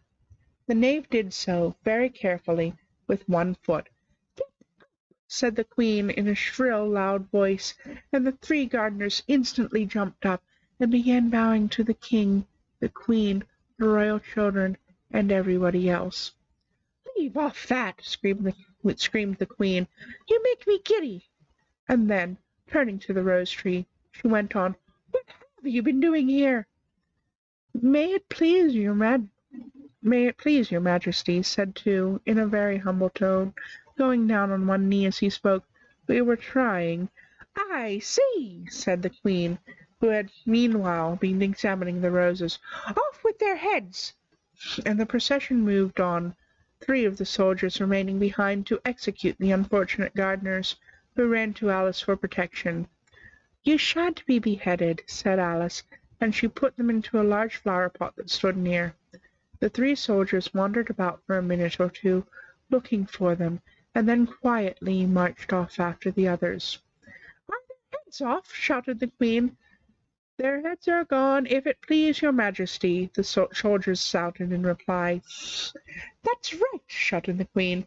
"Can you play croquet?" The soldiers were silent, and looked at Alice, as the question was evidently meant for her. "Yes," shouted Alice. "Come on, then," roared the Queen, and Alice joined the procession, wondering very much what would happen next. It's a very fine day," said a timid voice at her side. She was walking by the White Rabbit, who was peeping anxiously into her face. "Very," said Alice. "Where's the Duchess?" "Hush, hush," said the Rabbit in a low, hurried tone. He looked anxiously over his shoulder as he spoke, and then raised himself upon tiptoe, put his mouth close to her ear, and whispered, She's under sentence of execution." "What for?" said Alice. "Did you say what a pity?" the Rabbit asked. "No, I didn't," said Alice. "I don't think it's at all a pity. I said what for."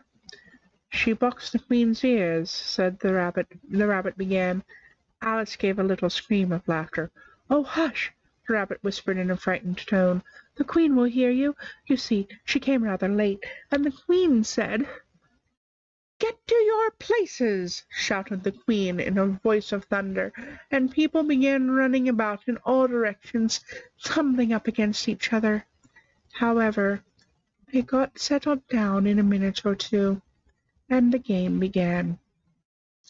Alice thought she had never seen such a curious croquet ground in all her life.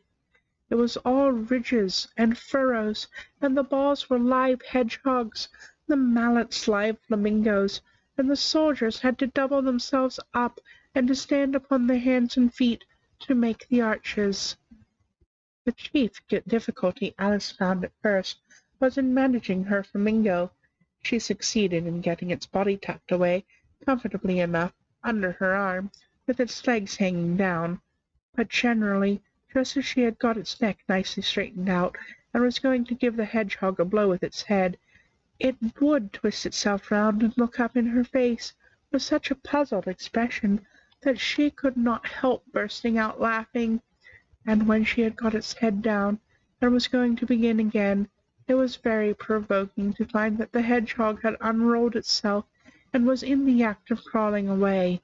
Besides all this, there was generally a ridge or a furrow in the way wherever she wanted to send the hedgehog to, and, as the doubled-up soldiers were always getting up and walking off to other parts of the ground, Alice soon came to the conclusion that it was a very difficult game indeed. The players all played at once, without waiting for turns, quarrelling all the while, and fighting for the hedgehogs. And in a very short time the Queen was in a furious passion, and went stamping about, shouting, "Off with his head!" or "Off with her head!" about once in a minute. Alice began to feel very uneasy. To be sure, she had not as yet had any dispute with the Queen, but she knew that it might happen any minute, and then, thought she, what would become of me? They're dreadfully fond of beheading people here. The great wonder is that there's anyone left alive. She was looking about for some way of escape, and wondering whether could get away without being seen, when she noticed a curious appearance in the air. It puzzled her very much at first, but after watching it for a minute or two, she made it out to be a grin, and she said to herself, "It's the Cheshire Cat. Now I shall have somebody to talk to." "How are you getting on?" said the cat, as soon as there was mouth enough for it to speak with. Alice waited till the eyes appeared, and then nodded. It's no use speaking to it, she thought, till its ears have come, or at least one of them. In another minute the whole head appeared, and then Alice put down her flamingo and began an account of the game, feeling very glad she had someone to listen to her. The cat seemed to think that there was enough of it now in sight, and no more of it appeared. "I don't think they play at all fairly," Alice began, in a rather complaining tone, "and they all quarrel so dreadfully one can't hear oneself speak, and they don't seem to have any rules in particular. At least, if there are, nobody attends to them, and you've no idea how confusing it is, all the things being alive. For instance, there's the arch I've got to go through next, walking about at the other end of the ground, and I should have croqueted the Queen's hedgehog just now, only it ran away when it saw mine coming." "And how do you like the Queen?" said the cat in a low voice. "Not at all," said Alice. "She's so extremely—" Just then she noticed that the Queen was close behind her listening, so she went on, "Likely to win, that it's hardly worth while finishing the game." The Queen smiled and passed on. "Who are you talking to?" said the King, coming up behind Alice, and looking at the cat's head with a great curiosity. "It's a friend of mine, a Cheshire cat," said Alice. "Allow me to introduce it." "I don't like the look of it at all," said the King. "However, it may kiss my hand if it likes." "I'd rather not," the cat remarked. "Don't be impertinent," said the King, "and don't look at me like that." He got behind Alice as he spoke. "A cat may look at a king," said Alice. "I've read that in some book, but I don't remember where." "Well, it must be removed," said the King, very decidedly, and he called to the Queen, who was passing at the moment, "My dear, I wish you would have this cat removed." The Queen had only one way of settling all difficulties, great or small. "Off with his head," she said, without even looking round. "I'll fetch the executioner myself," said the King eagerly, and he hurried off. Alice thought she might as well go back and see how the game was going on, as she heard the Queen's voice in the distance, screaming with passion. She had already heard her sentence 3 of the players to be executed for having missed their turns, and she did not like the look of things at all, as the game was in such confusion that she never knew whether it was her turn or not. So she went in search of her hedgehog. The hedgehog was engaged in a fight with another hedgehog, which seemed to Alice an excellent opportunity for croqueting one of them with the other.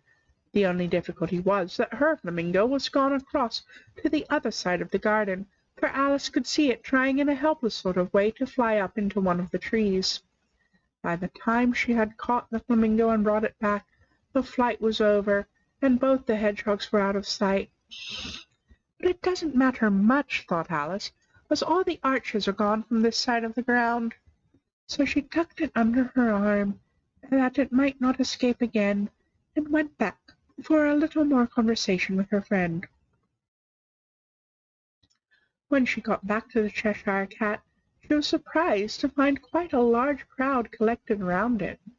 There was a dispute going on between the executioner, the King, and the Queen, who were all talking at once, while all the rest were quite silent and looking very uncomfortable. The moment Alice appeared, she was appealed to by all 3 to settle the question, and they repeated their arguments to her, though, as they all spoke at once, she found it very hard to make out exactly what they said. The executioner's argument was that you couldn't cut off a head unless there was a body to cut it from, that he had never had to do such a thing before, and he wasn't going to begin at his time of life. The King's argument was that anything that had a head could be beheaded, and that you weren't to talk nonsense.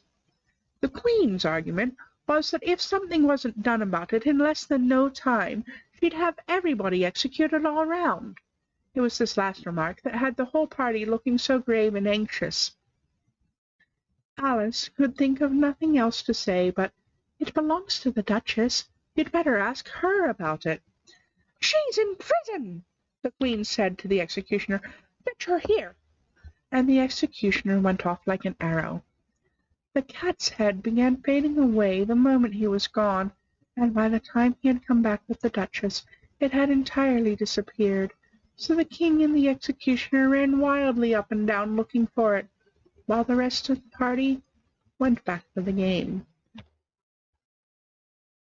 Chapter 9. The Mock Turtle's Story. You can't think.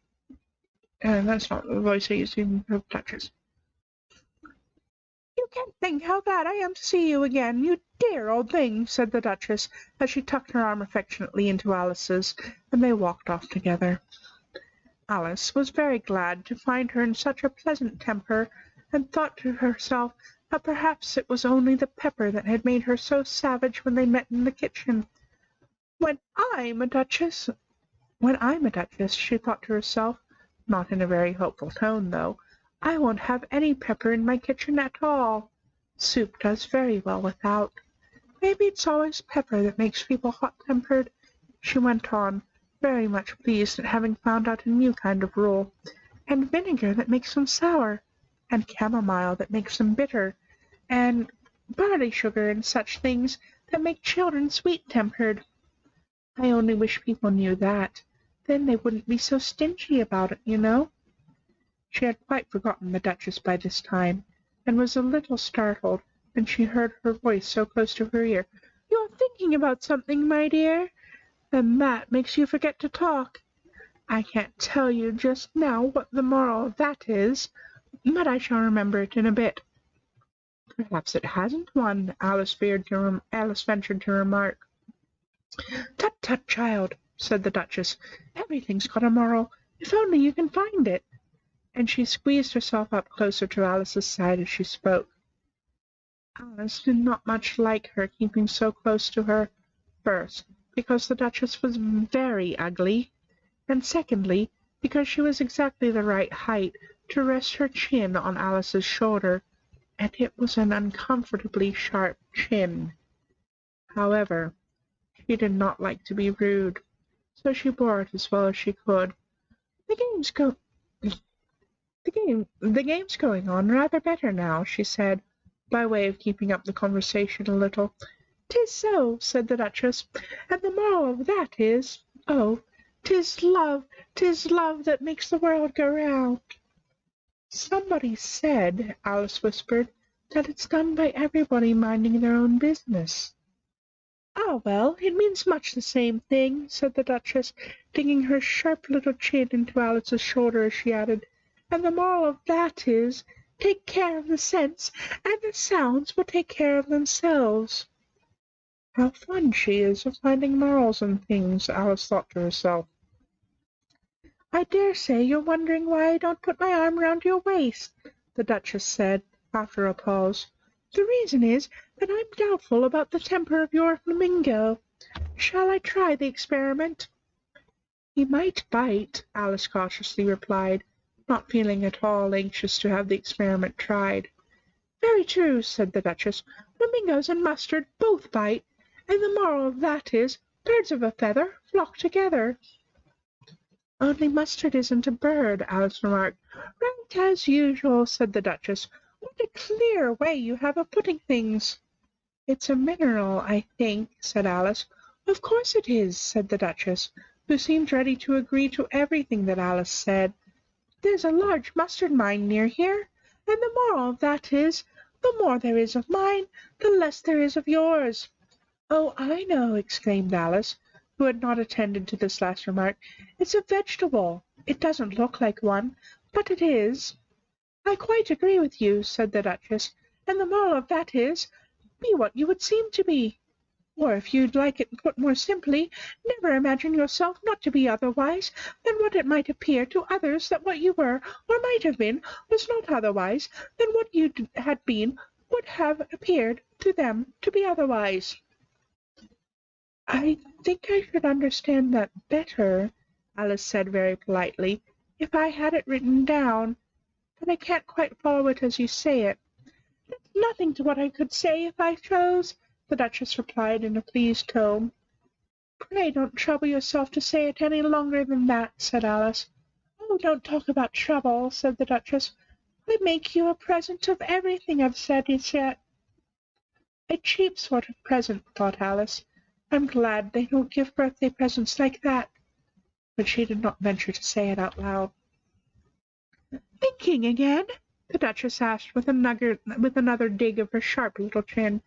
I've a right to think, said Alice sharply, for she was beginning to feel a little worried. Just about as much right, said the Duchess, as pigs have to fly, and But here, to Alice's great surprise, the Duchess's voice faded away, and even in the middle of her favourite word, moral, and the arm that was linked to her into hers began to tremble. Alice looked up, and there stood the Queen in front of them, her arms folded, frowning like a thunderstorm. "A fine day, your Majesty," the Duchess began in a low, weak voice. "Now I give you fair warning," shouted the Queen, stamping on the ground as she spoke. "Either you or your head must be off, and that in about half no time. Take your choice." The Duchess took her choice, and was gone in a moment. "Let's go on with the game," the Queen said to Alice, and Alice was too much frightened to say a word, but slowly followed her back to the croquet ground. The other guests had taken advantage of the Queen's absence, and were resting in the shade. However, the moment they saw her, they hurried back to the game, the Queen merely remarking that a moment's delay would cost them their lives. All the time they were playing, the Queen never left off quarrelling with the other players, and shouting, off with his head, or off with her head. Those whom she sentenced were taken into custody by the soldiers, who of course had to leave off being archers to do this, so that by the end of half an hour or so there were no archers left, and all the players, except the King, the Queen, and Alice, were in custody under sentence of execution. Then the Queen left off, quite out of breath, and said to Alice, "Have you seen the Mock Turtle yet?" "No," said Alice. "I don't even know what a Mock Turtle is." "It's the thing Mock Turtle soup is made from," said the Queen. "I never saw one, or heard of one," said Alice. "Come on, then," said the Queen, "and he shall tell you his history." As they walked off together, Alice heard the King say in a low voice to the company generally, "You're all pardoned." "Come, that's a good thing," she said to herself, for she had felt quite unhappy at the number of executions the Queen had ordered. They very soon came upon a griffin, lying fast asleep in the sun. Up, lazy thing," said the Queen, "and take this young lady to see the Mock Turtle, and to hear his history. I must go back and see after some executions I've ordered." And she walked off, leaving Alice alone with the griffin.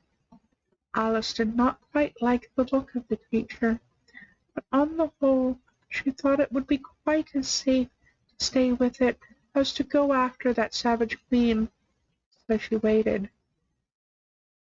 The griffin sat up and rubbed his eyes. Then it watched the Queen till she was out of sight, and it chuckled. "What fun!" said the griffin, half to itself, half to Alice. "What is the fun?" said Alice. "Why, she," said the griffin. "It's all her fancy, that. They never executes nobody, you know. Come on." "Everybody says come on here," thought Alice, as she slowly went after it. "I never was so ordered about in my life. Never." They had not gone far before they saw the Mock Turtle in the distance, sitting sad and lonely on a little ledge of rock, and, as they came nearer, Alice could hear him sighing as if his heart would break. She pitied him deeply. "What is his sorrow?" she asked the griffin, and the griffin answered, very nearly in the same words as before. It's all his fancy, that he hasn't got no sorrow, you know. Come on. So they went up to the Mock Turtle, who looked at them with large eyes full of tears, but said nothing. "This here young lady," said the Gryphon, "she wants to know your history, she do." "I'll tell it her," said the Mock Turtle in a deep, hollow tone. "Sit down, both of you, and don't speak a word till I've finished." So they sat down, and nobody spoke for some minutes. Alice thought to herself, "I don't see how he can ever finish if he doesn't begin." But she waited patiently. "Once," said the Mock Turtle at last, with a deep sigh, "I was a real turtle." These words were followed by a very long silence, broken only by an occasional exclamation from the Gryphon, and the constant heavy sobbing of the Mock Turtle. Alice was very nearly getting up and saying, "Thank you, sir, for your interesting story," but she could not help thinking there must be more to come, so she sat still and said nothing. "When we were little," the Mock Turtle went on at last, more calmly, though still sobbing a little now and then, "we went to school in the sea. The master was an old turtle. We used to call him Tortoise." "Why did you call him Tortoise, if he wasn't one?" Alice asked. "We called him Tortoise because he taught us," said the Mock Turtle angrily. "Really, you are very dull." "You ought to be ashamed of yourself for asking such a simple question," added the Gryphon, and then they both sat silent and looked at poor Alice, who felt ready to sink into the earth. At last the Gryphon said to the Mock Turtle, "Drive on, old fellow. Don't be all day about it." And he went on in these words, "Yes, we went to school in the sea, though you mayn't believe it." "I never said I didn't," interrupted Alice. "You did," said the Mock Turtle. "Hold your tongue," added the Gryphon, before Alice could speak again. The Mock Turtle went on. "We had the best of educations. In fact, we went to school every day." "I've been to a day school too," said Alice. "You needn't be so proud as all that." "With extras?" asked the Mock Turtle a little anxiously. "Yes," said Alice. "We learned French and music." "And washing?" said the Mock Turtle. "Certainly not," said Alice indignantly. "Ah, then yours wasn't really a good school," said the Mock Turtle in a tone of relief. Now at ours they had at the end of the bill French, music, and washing, extra.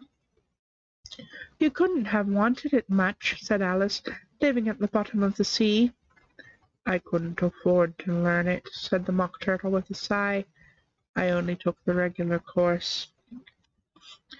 "What was that?" inquired Alice. "Reeling and writhing, of course, to begin with," the Mock Turtle replied, "and then the different branches of arithmetic, ambition, distraction, uglification, and derision." "I've never heard of uglification," Alice ventured to say. "What is it?" The Gryphon lifted up both its paws in surprise. "Never heard of uglifying?" it exclaimed. "You know what to beautify is, I suppose?" "Yes," said Alice doubtfully. "It means to make anything prettier." "Well, then," the Gryphon went on, "if you don't know what to uglify is, you are a simpleton." Alice did not feel encouraged to ask any more questions about it, so she turned to the Mock Turtle and said, "What else had you to learn?" "Well, there was mystery," the Mock Turtle replied, counting off the subjects on his flappers. "Mystery, ancient and modern, with geography and drawing. The drawing The master was an old conger eel that used to come once a week. He taught us drawing, stretching, and fainting in coils." "What was that like?" said Alice.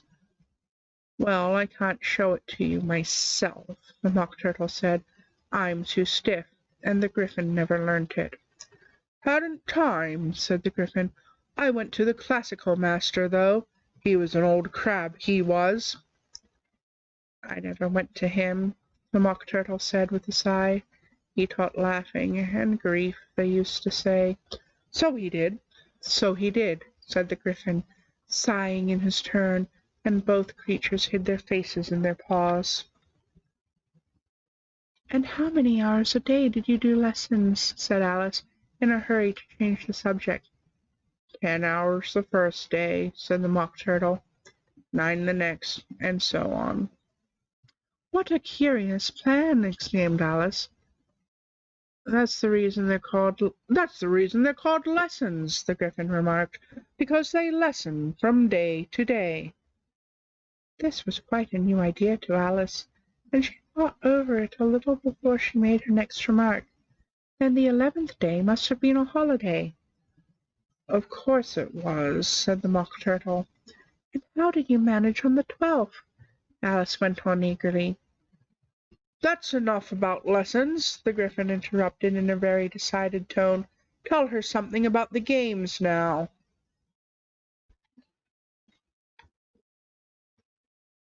Chapter 10. The Lobster Quadrille.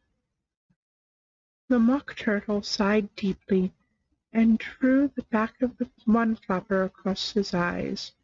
He looked at Alice, and tried to speak, but for a minute or two sobs choked his voice. "Same as if he had a bone in his throat," said the Gryphon, and it set to work shaking him and punching him in the back. At the last the Mock Turtle recovered his voice, and, with tears running down his cheeks, went on again. "You may not have lived much under the sea." "I haven't," said Alice. "And perhaps you were never even introduced to a lobster." Alice began to say I once tasted, but checked herself hastily, and said no, never. "So you can have no idea what a delightful thing a lobster quadrille is." "No, indeed," said Alice. What sort of a dance is it?" "Why," said the Gryphon, "you first form into a line along the seashore." "Two lines," cried the Mock Turtle. "Seals, turtles, and so on. Then, when you've cleared the jellyfish out of the way—" "That generally takes some time," interrupted the Gryphon. "You advance twice." "Each with a lobster as a partner," cried the Gryphon. "Of course," the Mock Turtle said. "Advance twice, set to partners, change lobsters, and retire in same order," continued the Gryphon. "Then, you know," the Mock Turtle went on, "you throw the—" "The lobsters!" shouted the Gryphon, with a bound into the air. "As far out to sea as you can." "Swim after them!" screamed the Gryphon. "Turn a somersault into the sea!" cried the Mock Turtle, capering wildly about. "Change lobsters again!" yelled the Gryphon. "Back to land!" "And that's all the first figure," said the Mock Turtle, suddenly dropping his voice, and the two creatures, who had been jumping about like mad things all this time, sat down again, very sadly and quietly, and looked at Alice. "It must be a very pretty dance," said Alice timidly. "Would you like to see a little of it?" said the Mock Turtle. "Very much indeed," said Alice. "Come, let us try the first figure," said the Mock Turtle to the Gryphon. "We can do it without lobsters, you know. Which shall sing?" "Oh, you sing," said the Gryphon. "I've forgotten the words." So they began solemnly dancing round and round Alice, every now and then treading on her toes when they passed too close, and waving their forepaws to mark the time, while the Mock Turtle sang this very slowly and sadly. "Will you walk a little faster?" said a whiting to a snail. "There's a porpoise close behind us, and he's treading on my tail. See how eagerly the lobsters and the turtles all advance. They are waiting on the shingle. Will you come and join the dance? Will you, won't you, will you, won't you, will you join the dance? Will you, won't you, will you, won't you join the dance? You can really have no notion how delightful it will be when they take us up and throw us with the lobsters out to sea." But the snail replied, too far, and gave a look askance, said he thanked the whiting kindly, but he would not join the dance. Would not, could not, would not join the dance. Would not, could not join the dance. "What matters it how far we go?" his scaly friend replied. "There is another shore, you know, upon the other side. The further off from England, the nearer is to France. Then turn not pale, beloved snail. Will you come and join the dance? Will you, won't you, will you, won't you, will you join the dance? Will you, won't you, will you, won't you join the dance?" "Thank you. It's a very interesting dance to watch," said Alice, feeling very glad that it was over at last. "And I do so like that curious song about the whiting." "Oh, as to the whiting," said the Mock Turtle, you've seen them, of course?" "Yes," said Alice. "I've often seen them at Din—" She checked herself hastily. "I don't know where Din may be," said the Mock Turtle, "but if you've seen them so often, of course you know what they're like." "I believe so," Alice replied thoughtfully.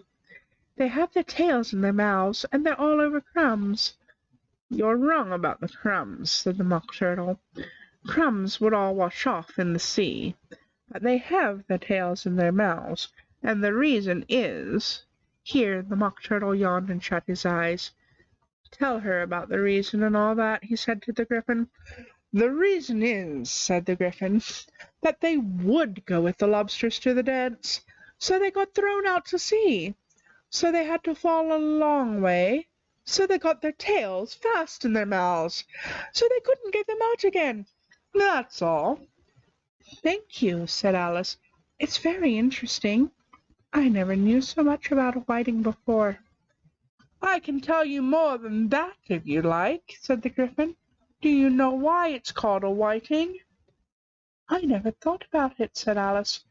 "Why?"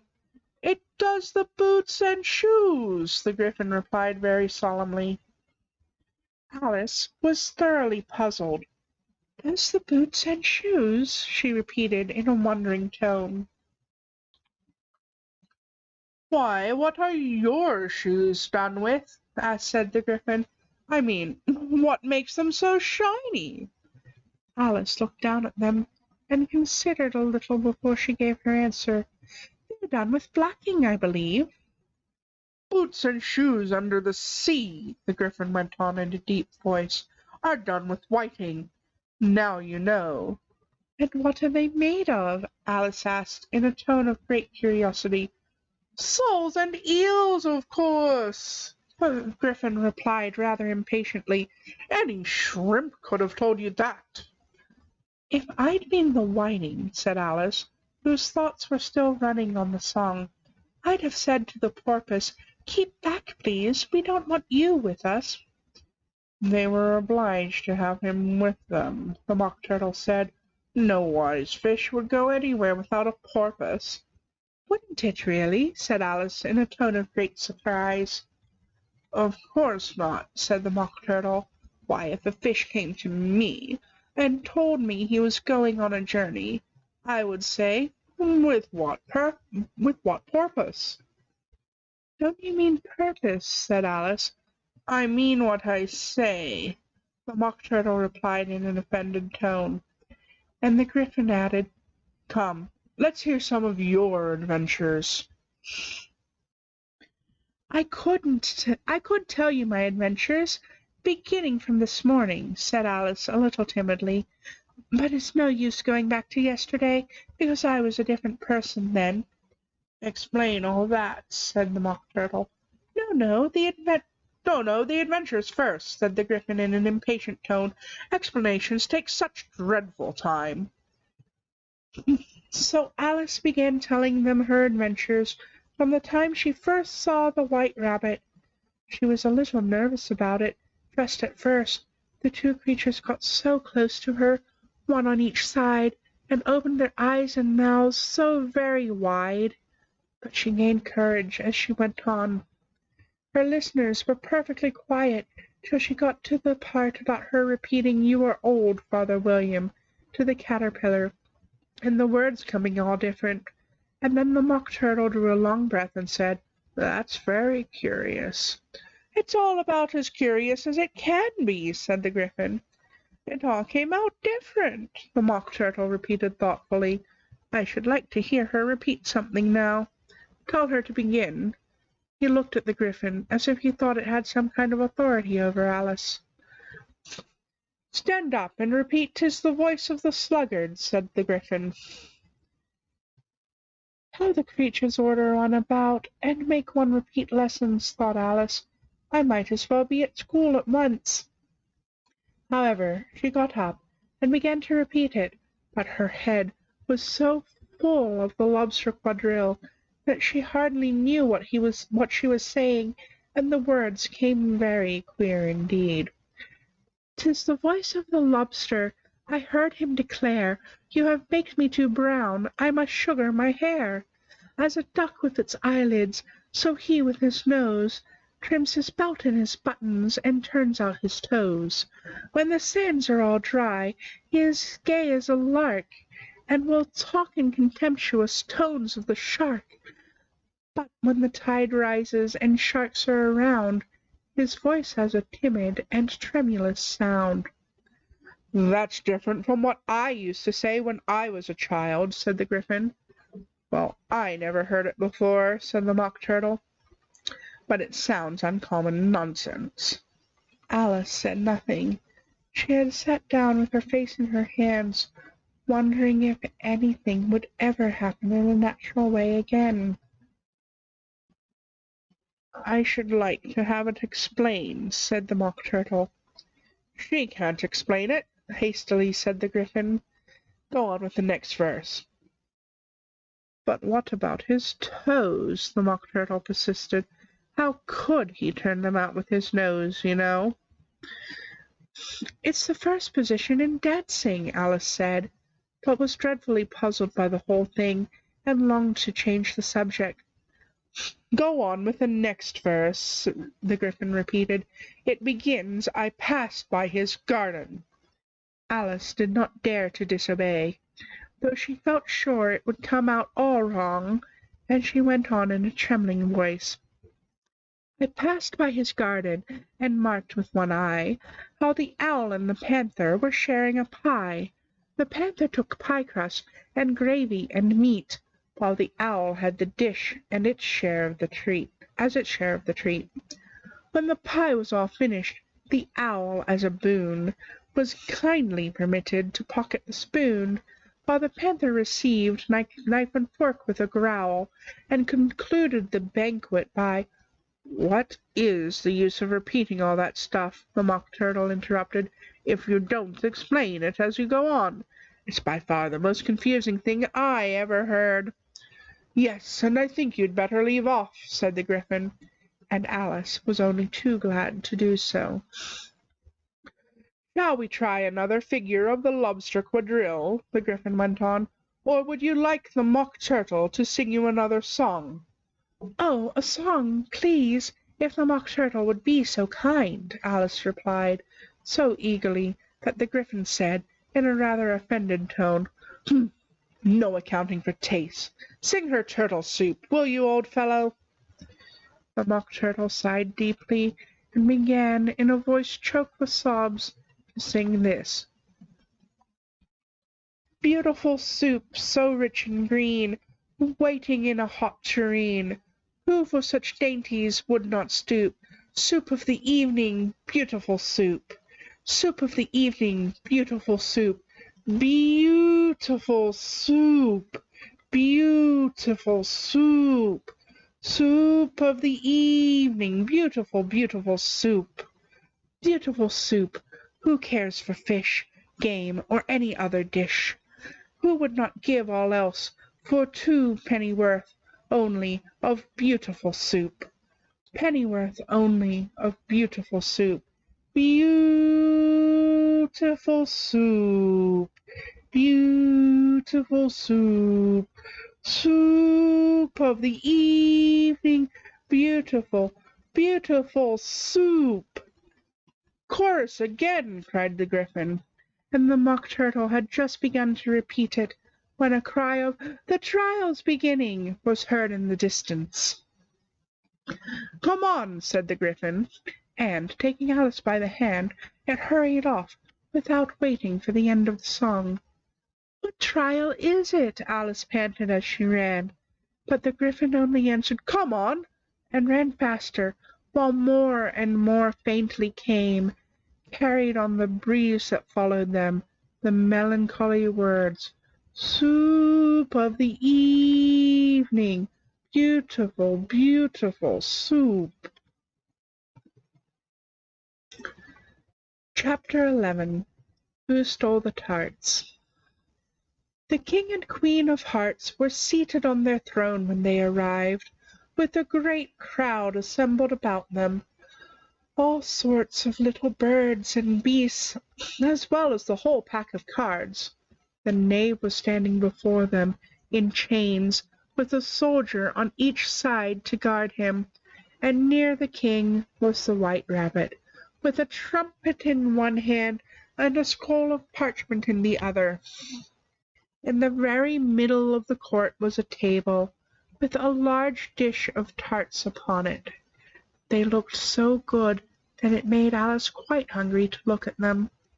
"I wish they'd get the trial done," she thought, "and hand round the refreshments." But there seemed to be no chance of this, so she began looking about her to pass away the time. Alice had never been in a court of justice before, but she had read about them in books, and she was quite pleased to find that she knew the name of nearly everything there. "That's the judge," she said to herself, "because of his great wig." The judge, by the way, was the king, and he wore his crown over the wig, and he did not look at all comfortable, and it was certainly not becoming. "And that's the jury box," thought Alice, "and those 12 creatures." She was obliged to say creatures, you see, because some of them are animals and some are birds. "I suppose they are the jurors." She said this last word 2 or 3 times over to herself, being proud of it, for she thought, and rightly too, that very few little girls of her age knew the meaning of it at all. However, jurymen would have done just as well. The 12 jurors were all writing very busily on slates. "What are they doing?" Alice whispered to the Gryphon. "They can't have anything to put down yet before the trial's begun." "They're putting down their names," the Gryphon whispered in reply, "for they fear they should forget them before the end of the trial." "Stupid things!" Alice began in a loud, indignant voice, but she stopped hastily, for the White Rabbit cried out, "Silence in the court!" and the king put on his spectacles and looked anxiously round to see who was talking. Alice could see, as well as if she were looking over their shoulders, that all the jurors were writing down stupid things on their slate, and she could even make out that one of them didn't know how to spell stupid, and that he had to ask his neighbor to tell him. "A nice muddle over their slates will be in before the trial's over," thought Alice. One of the jurors had a pencil that squeaked. This, of course, Alice could not stand, and she went round the court and got behind him, and very soon found an opportunity of taking it away. She did it so quickly that the poor little juror, it was Bill the Lizard, could not make out at all what had become of it.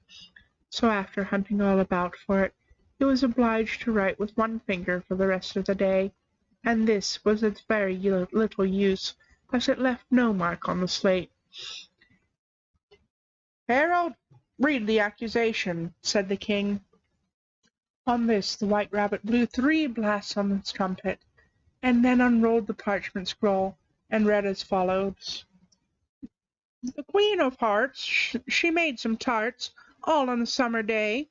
The Knave of Hearts, he stole those tarts, and took them quite away." "Consider your verdict," the king said to the jury. "Not yet, not yet," the rabbit hastily interrupted. "There's a great deal to come before that." "Call the first witness," said the king, and the rabbit blew 3 blasts on the trumpet and called out, "First witness!" The first witness was the Hatter. He came in with a teacup in one hand and a piece of bread and butter in the other. "I beg pardon, your Majesty," he began, "for bringing these in, but I hadn't quite finished my tea when I was sent for." "You ought to have finished," said the king. "When did you begin?" The Hatter looked at the March Hare, who had followed him into the court-room, arm in arm with the Dormouse. 14th of March, I think it was," he said. 15th, said the March Hare. 16th, said the Dormouse. "Write that down," the king said to the jury, and the jury eagerly wrote down all 3 dates on their slates, and then added them up, and reduced the answer to shillings and pence. "Take off your hat," the king said to the Hatter. "It isn't mine," said the Hatter. "Stolen!" the king exclaimed, turning to the jury, who immediately made a memorandum of the fact. "I keep them to sell," the Hatter added as an explanation. "I've none of my own. I'm a Hatter." Here the queen put on her spectacles and began staring hard at the Hatter, who turned pale and fidgeted. "Give your evidence," said the king, "and don't be nervous, or I'll have you executed on the spot." This did not seem to encourage the witness at all. He kept shifting from one foot to the other, looking uneasily at the queen, and in his confusion he bit a large piece out of his teacup instead of the bread and butter. Just at this moment Alice felt a very curious sensation, which puzzled her a good deal until she made out what it was. She was beginning to grow larger again, and she thought at first she would get up and leave the court, but on second thoughts she decided to remain where she was as long as there was room for her. "I wish you wouldn't squeeze so," said the Dormouse, who was sitting next to her. "I can hardly breathe." "I can't help it," said Alice very meekly. "I'm growing." "You've no right to grow here," said the Dormouse. "Don't talk nonsense," said Alice more boldly. "You know you're growing too." "Yes, but I grow at a reasonable pace," said the Dormouse. "Not in that ridiculous fashion." And he got up very sulkily and crossed over to the other side of the court. All this time the queen had never left off staring at the Hatter, and, just as the Dormouse crossed the court, she said to one of the officers of the court, "Bring me the list of singers in the last concert," on which the wretched Hatter trembled so that he shook off both his shoes. "Give your evidence," the king repeated angrily, "or I'll have you executed whether you're nervous or not." "I'm a poor man, your Majesty," the Hatter began in a trembling voice, "and I hadn't begun my tea, not above a week or so, and what with the bread and butter getting so thin, and the twinkling of the tea—" "The twinkling of what?" said the king. "It began with the tea," the Hatter replied. "Of course twinkling begins with a tea," said the king sharply. "Do you take me for a dunce? Go on." "I'm a poor man," the Hatter went on, "and most things twinkled after that, only the March Hare said—" "I didn't," the March Hare interrupted in a great hurry. "You did." "I deny it," said the March Hare. "He denies it," said the king. "Leave out that part." "Well, at any rate, the Dormouse said," the Hatter went on, looking anxiously round to see if he would deny it too. But the Dormouse denied nothing, being fast asleep. "After that," continued the Hatter, "I cut some more bread and butter." "But what did the Dormouse say?" one of the jury asked. "I can't remember," said the Hatter. "You must remember," remarked the king, "or I'll have you executed."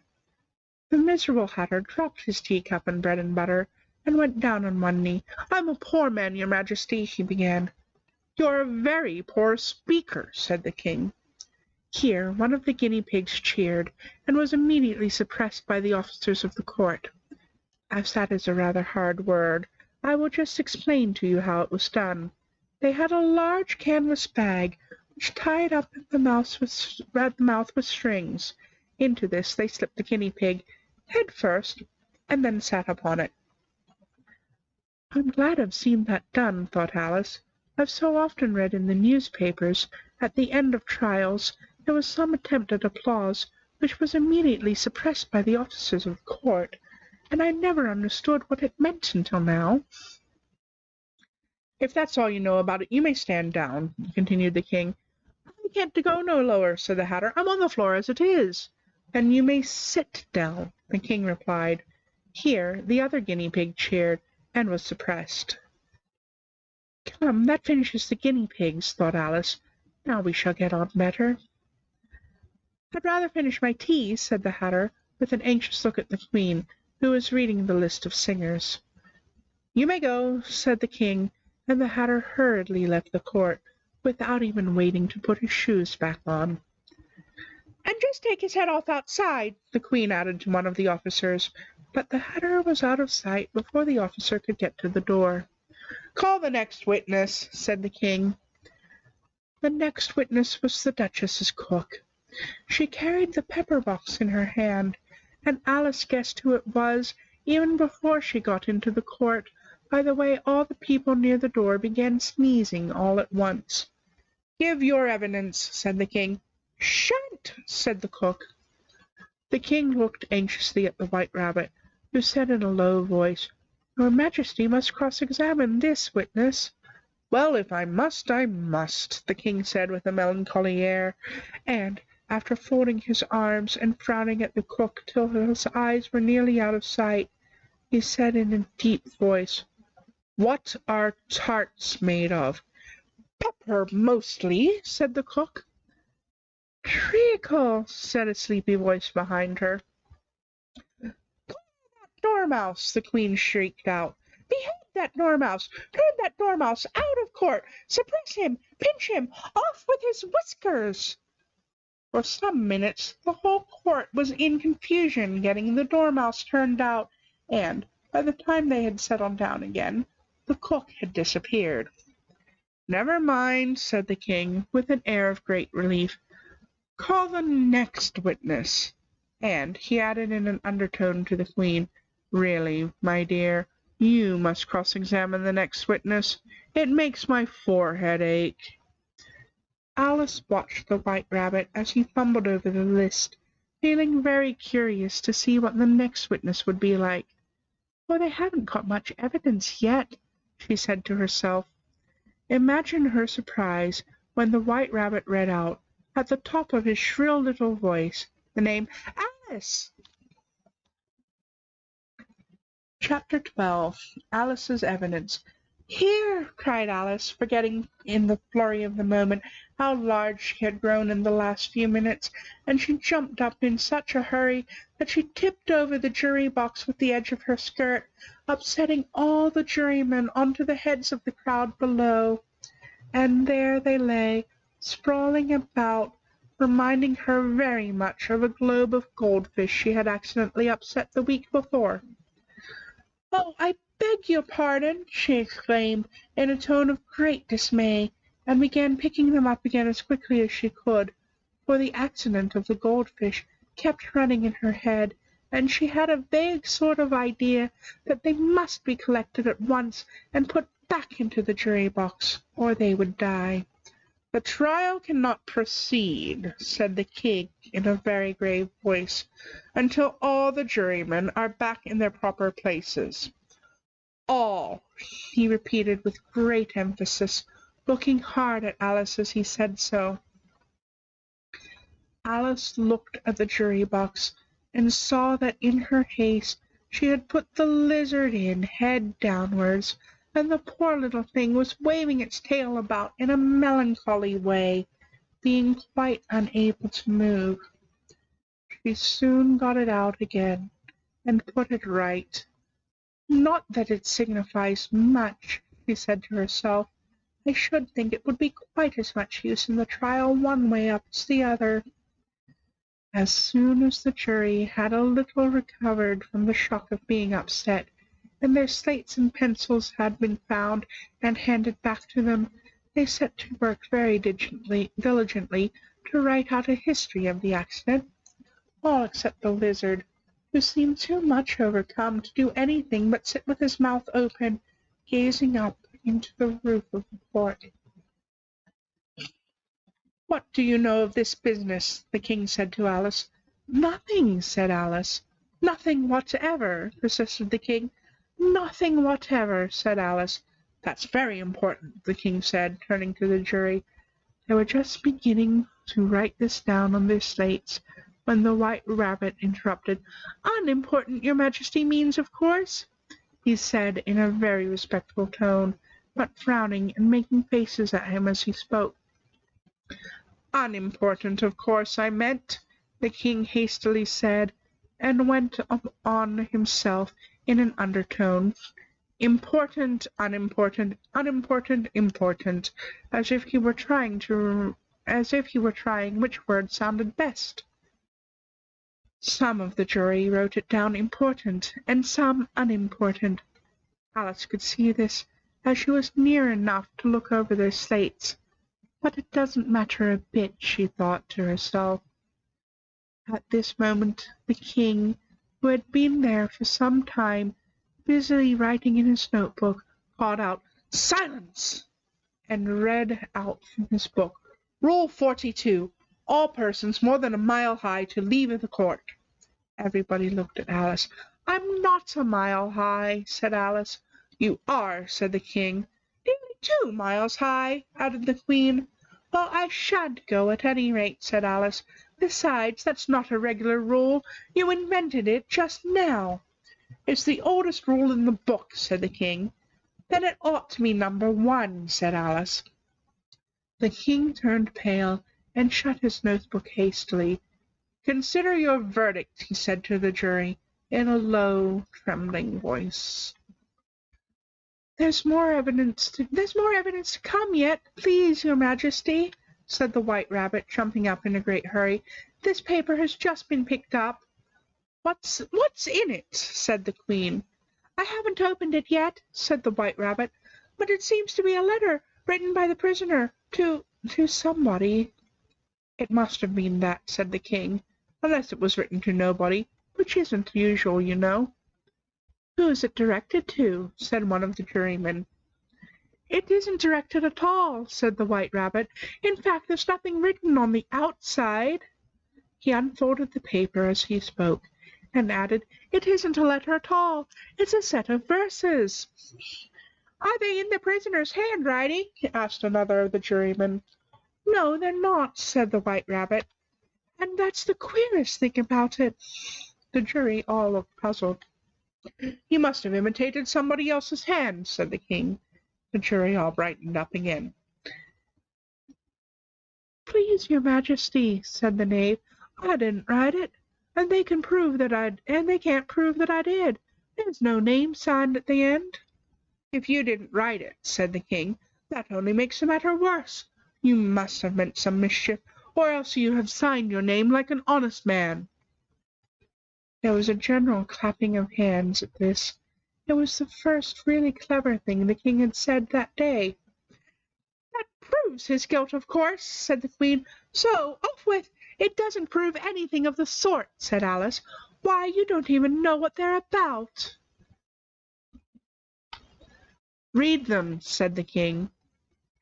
The White Rabbit put on his spectacles. "Where shall I begin, your Majesty?" he asked. "Begin at the beginning," the king said gravely, "and go on till you come to the end. Then stop." There was dead silence in the court, whilst the White Rabbit read out the verses. "They told me you had been to her, and mentioned me to him. She gave me a good character, but said I could not swim. He sent them word I had not gone, we know it to be true. If she should push the matter on, what would become of you? I gave her 1, they gave him 2. You gave us 3 or more. They all returned from him to you, though they were mine before. If I or she should chance to be involved in this affair, he'd trust to you to set them free exactly as we were. My notion was that you had been, before she had this fit, an obstacle that came between him, ourselves, and it. Don't let him know she liked them best, for this must ever be a secret kept from all the rest, between yourself and me." "That's the most important piece of evidence we'd heard yet," said the king, rubbing his hands. "So now let the jury—" "If any of them can explain it," said Alice. She had grown so large in the last few minutes that she wasn't a bit afraid of interrupting him. "I'll give him sixpence. I don't believe there's an atom of meaning in it." The jury all wrote down on their slates, "She doesn't believe there's an atom of meaning in it," but none of them attempted to explain the paper.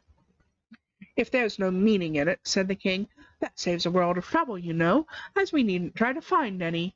And yet I don't know," he went on, spreading the verses on his knee and looking at them with one eye. "I seem to see some meaning in them after all. Said I could not swim. You can't swim, can you?" he added, turning to the knave. The knave shook his head sadly. "Do I look like it?" he said, which he certainly did not, being made entirely of cardboard. "All right, so far," said the king. As he went on muttering over the verses to himself. "We know it to be true. That's the jury, of course. If she should push the matter or not, that must be the queen. What would become of you? What, indeed? I gave her one, they gave him two. Why, that must be what he did with the tarts, no?" "But it goes on, they all returned from him to you," said Alice. "Why, there they are," said the king triumphantly, pointing to the tarts on the table. "Nothing can be clearer than that. Then again, before she had this fit—" "You never had fits, my dear, I think," he said to the queen. "Never," said the queen furiously, throwing an inkstand at the lizard as she spoke. The unfortunate little Bill had left off writing on his slate with one finger, as he found it made no mark, but he now hastily began again, using the ink that was trickling down his face, as long as it lasted. Then the words don't fit you," said the king, looking round the court with a smile. There was a dead silence. "It's a pun," the king added in an angry tone, and everybody laughed. "Let the jury consider their verdict," the king said, for about the 20th time that day. No, said the queen. "Sentence first, verdict afterwards." "Stuff and nonsense," said Alice loudly. "The idea of having the sentence first." "Hold your tongue," said the queen, turning purple. "I won't," said Alice. "Off with her head," the queen shouted at the top of her voice.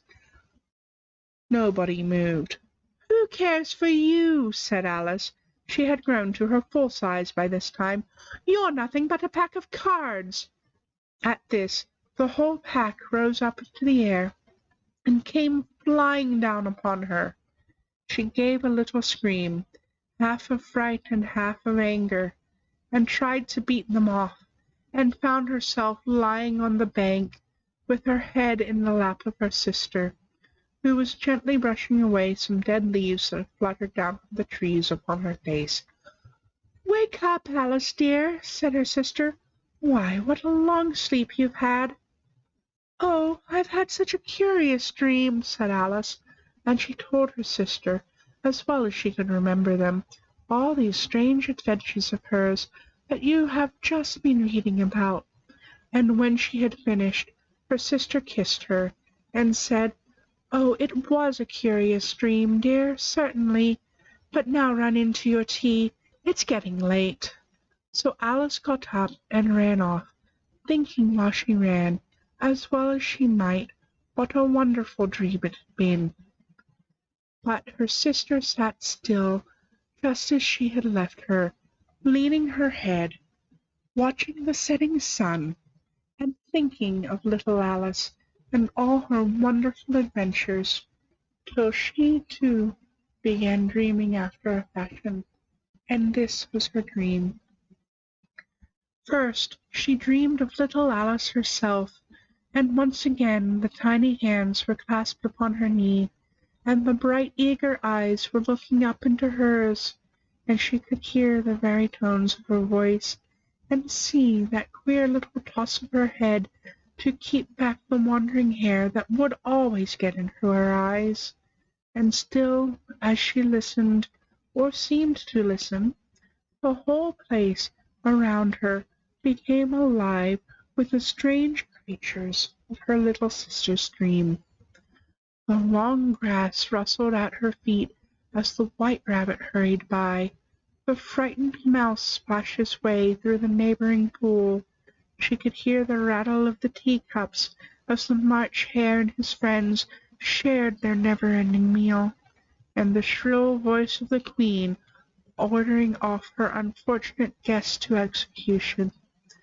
Once more the pig baby was sneezing on the Duchess's knee, while plates and dishes crashed around it. Once more the shriek of the griffin, the squeaking of the lizard's slate pencil, and the choking of the suppressed guinea pigs filled the air, mixed up with the distant sobs of the miserable mock turtle. So she sat on, with closed eyes, and half believed herself in Wonderland, but she knew she had but to open them again, and all would change to dull reality. The grass would be only rustling in the wind, and the pool rippling to the waving of the reeds. Rattling teacups would change to the tinkling sheep bells, and the Queen's shrill cries to the voice of the shepherd boy, and the sneeze of the baby, the shriek of the griffin, and all the other queer noises would change, she knew, to the confused clamor of the busy farmyard, while the lowing of the cattle in the distance would take the place of the mock turtle's heavy sobs. Lastly, she pictured to herself how the same little sister of hers would, in the aftertime, be herself a grown woman, and how she would keep, through all her riper years, the simple and loving heart of her childhood, and how she would gather about her other little children, and make their eyes bright and eager with many a strange tale, perhaps even with the dream of Wonderland of long ago, and how she would feel with all their simple sorrows, and find a pleasure in all their simple joys, remembering her own child life and the happy summer days. The end.